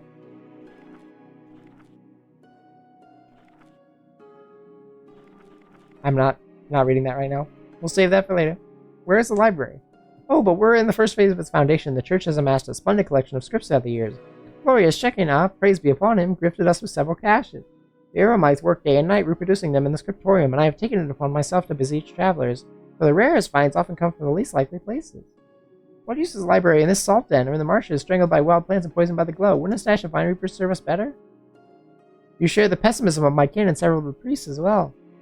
My heart hears you, but listen to my words, and maybe you'll come to feel as I do. To devalue wisdom is to devalue the Cassifessence. She shines in the void, refracting light, illuminating those around her. So does the written wisdom of our elders. The machinery of chromium is complex in its divinity. Don't we do it disservice to our fathers when we remain ignorant of it, of our past, of our future? Don't we deserve the joy of knowing? Bless Esoshat too, first child, for he believes as I do. So they want me to donate books. They also want me to throw in my artifacts and shit, because they don't... I don't know if that particular NPC wants me to throw my artifacts, but anyway, this is a big fucking pot that you can chuck your shit into. Anyway, this is Eshelstadt too, the High Priest of the Still. He's kind of like the Pope, I guess. And this is a pot that you can throw shit into.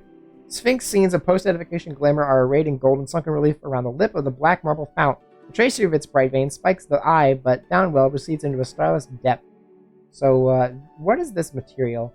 Marble dyes. Smooth cerulean marble looks like holographic light annealed into solid rock. It's edged and cornered with gold. Let's see. Hey, you can, like, talk to the priest, by the way.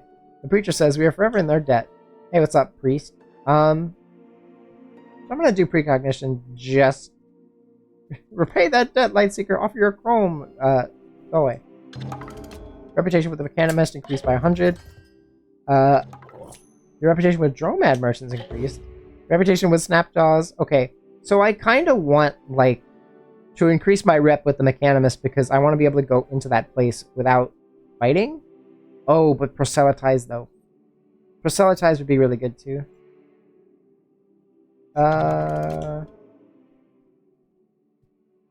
Okay. So my Mechanimist rep is 200. I don't know if they give a shit about me yet, but let's see. It's probably something like they tolerate me or something.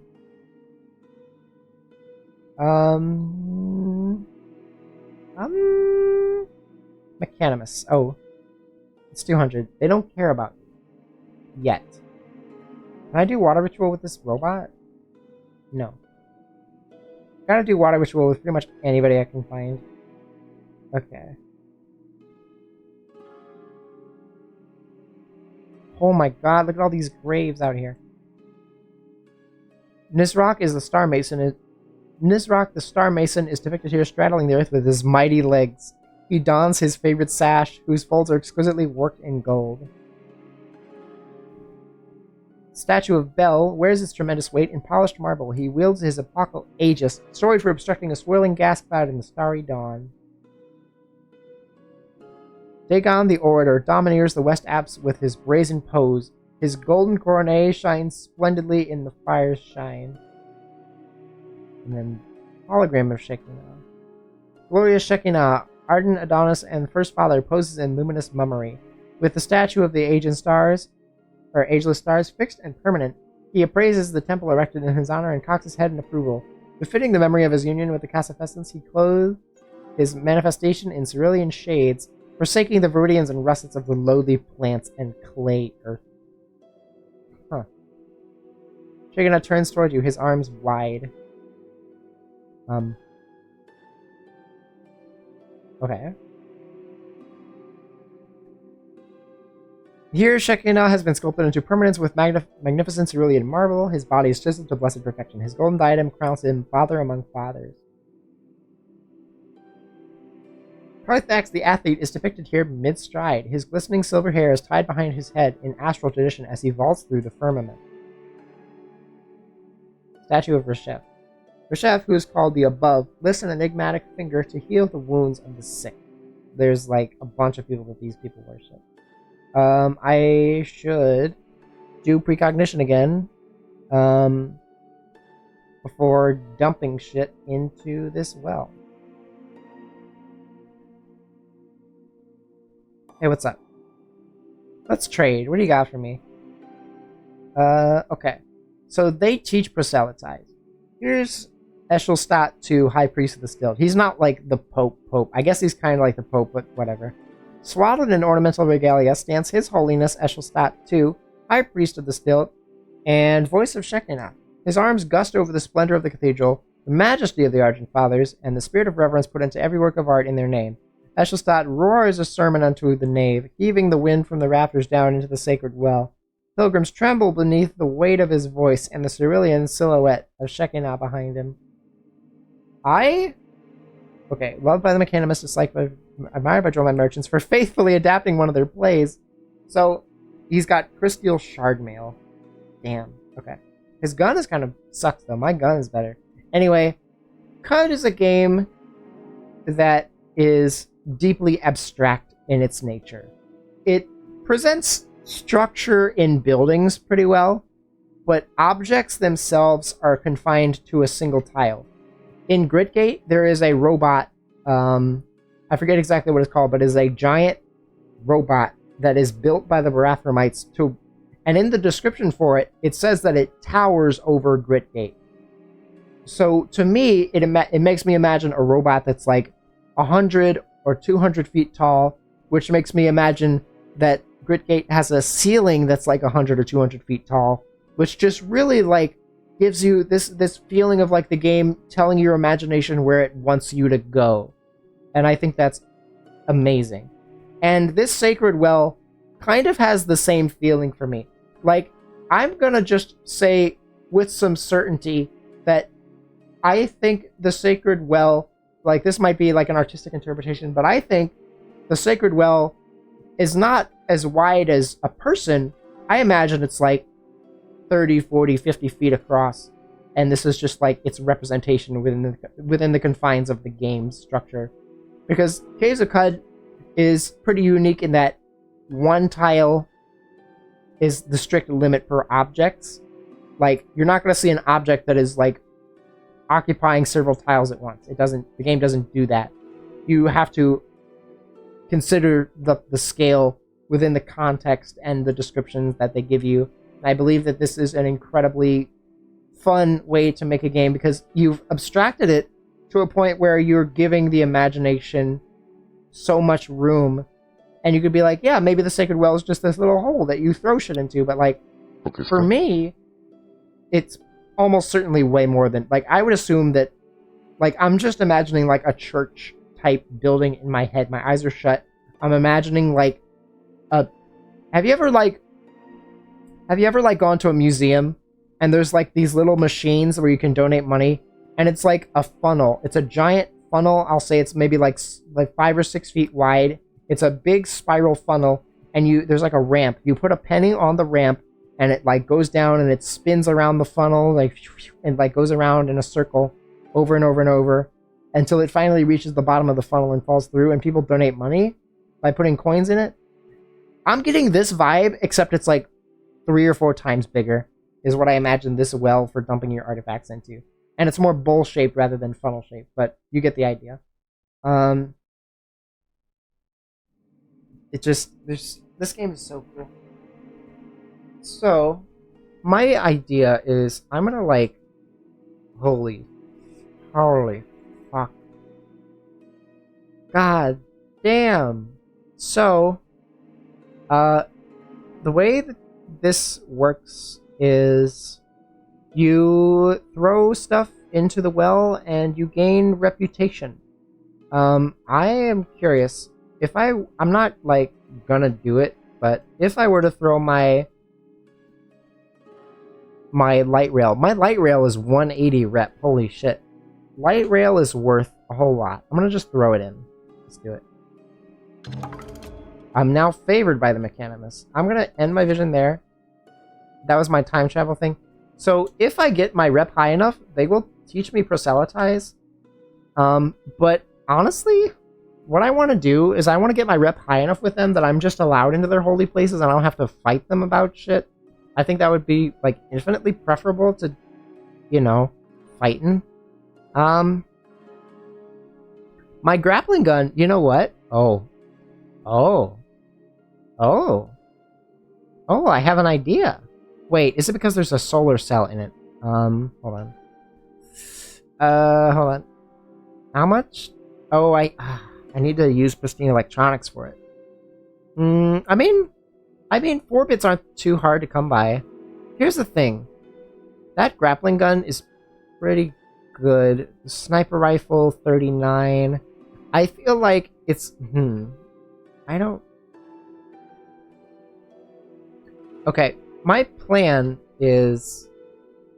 hell. Because, I mean, the 4 bits are... I have a decent amount of those. I feel like I should probably spend those for what I'm going to be doing. And I don't really need anything with the 4 bits right now. I've made pretty much everything that I want for the time being. So I think what I'm going to do is I'm just going to make grappling guns and just throw them into the damn hole. I'm going to just throw grappling guns into the hole. I can make like 5 right now. If I get some more guns, because the main thing that I want is I really want to get like a recoiler for here. That would significantly improve my goings on. If I could just get a recoil. Fuck. I made a grenade launcher on accident. I did not mean to do that. Actually, you know what? Hold on. Grenade launcher. Ooh. Wait, grenade launcher for 49?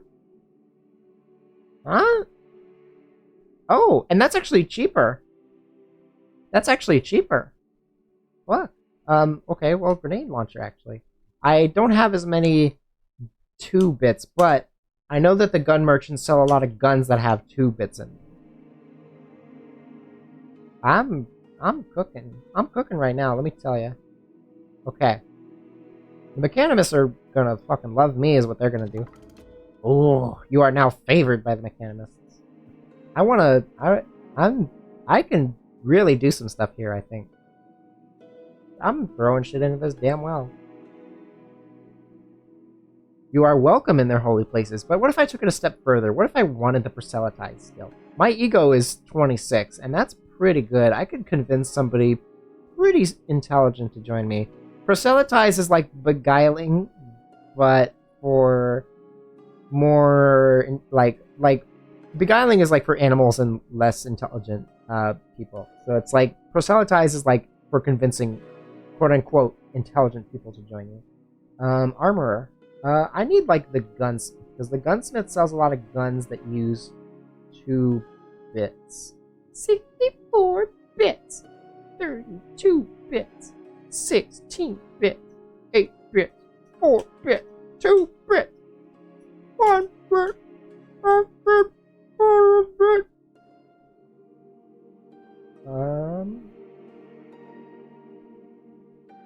I need more of the 2 bits, so I need to go find a gunsmith.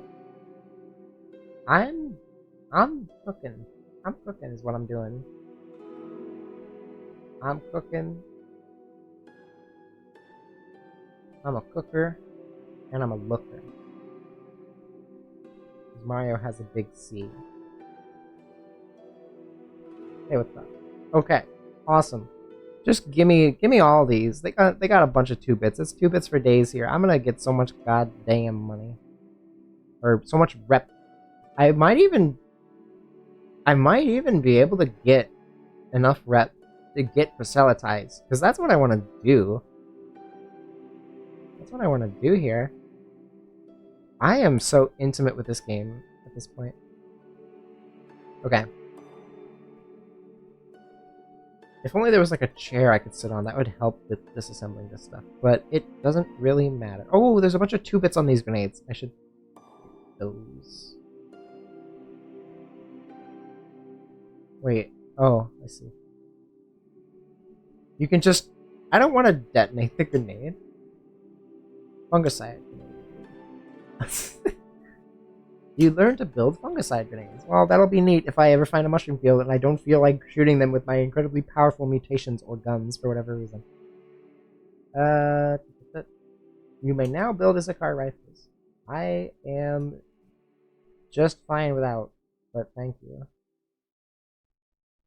At the start of the game, I'd be salivating at an Issachar rifle, but I am like, I do not need it. Okay, I am getting plenty of 2 bits. Plenty of 2 bits. I have 10 flawless crystals now, and 9 pure alloys, so I can get quite a whole bunch of reputation with this place. I am definitely going to have enough to get proselytized. Unless there's like some hard limit that I'm not aware of, I'm going to get that proselytized skill.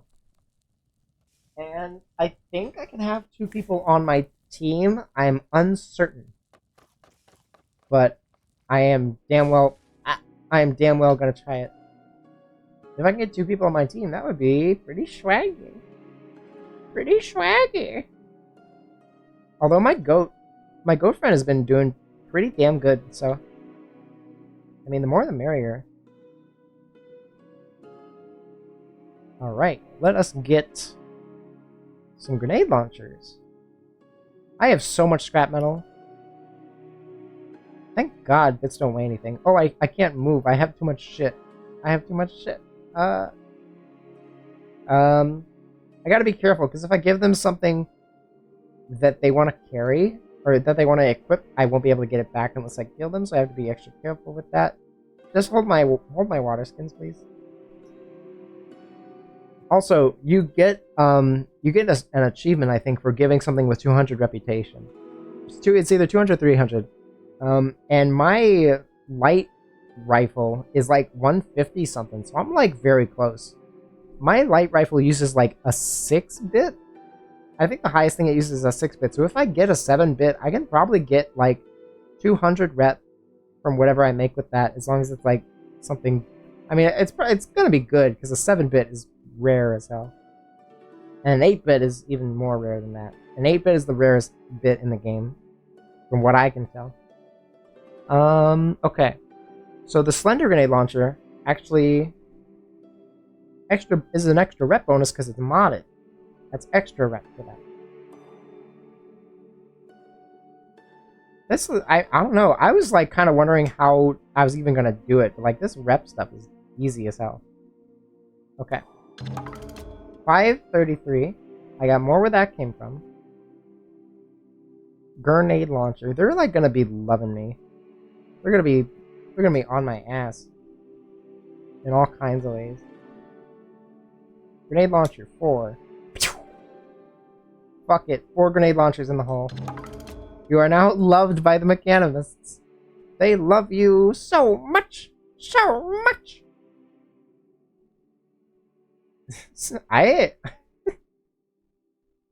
You are welcome in their holy places. So I guess there's not going to be any conflict when I, Hey, what's up? Can I have proselytize, please? You are now favored by the mechanimists. Awesome. I could just ask the priest to join me? Oh yeah, this is an achievement. This is literally a Steam achievement you can get. Hey. Hey, what's up? Do me a favor. Mechanics are now indifferent. Eshelstadt joins you. Convince the High Priest of the Still to join your party. Fuck yeah. Fuck yeah! Yeah! Ah. Oh my god, I got a fucking tank on my team!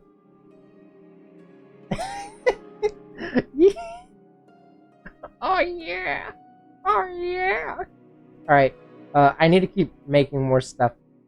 Because I gotta get that rep back. That costs a lot of rep to have him on my team, but it's good. It's a good move. Okay, I'm out of flawless crystals and pure alloys, so I should be good. Rep should be good. Okay. And grappling gun? Okay. I gotta I gotta find some way to get back up. Okay, what's the favored rating? Being welcome in their holy places is actually like fairly cheap. I think it's like 300. Okay, it's 200 or 250? I have rep at 200 with somebody here. Check it for rep. I think it's like 250 at least. Should be good. Mechanimists. How am I with those? Not welcome in their holy places. That's fine. Why was I inside the tile? Oh, it's like the floor. Yeah. I thought that was a wall. It's the floor. What if I like step on it? Did I fall in the well? I got the fucking High Priest of the Stilt on my team. That's what being a tinker gets you. That's what playing with machines gets you. They told me to get rid of my machines. I am the god of machines. You don't know what I know. Okay. I gotta throw more shit into the well.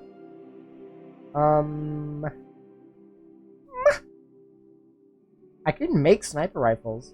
I honestly, I mean, wait, grappling gun. Oh wait, what? Oh wait, I'm out of flawless crystals. Fuck. There was another gun tinker around here. I don't want to mulch my sniper rifle. I got the fucking priest in my party and the goat folk. God damn. God dang. I gotta find the gunsmith. I think that. Oh, is this a gunsmith? Yes. Yes.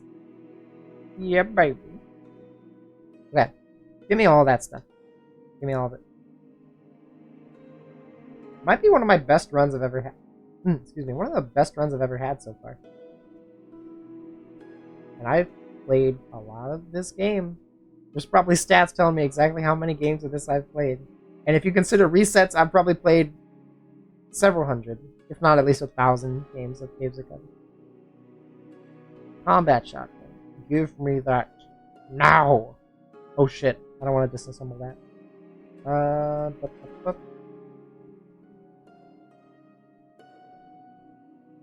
You getting eepy?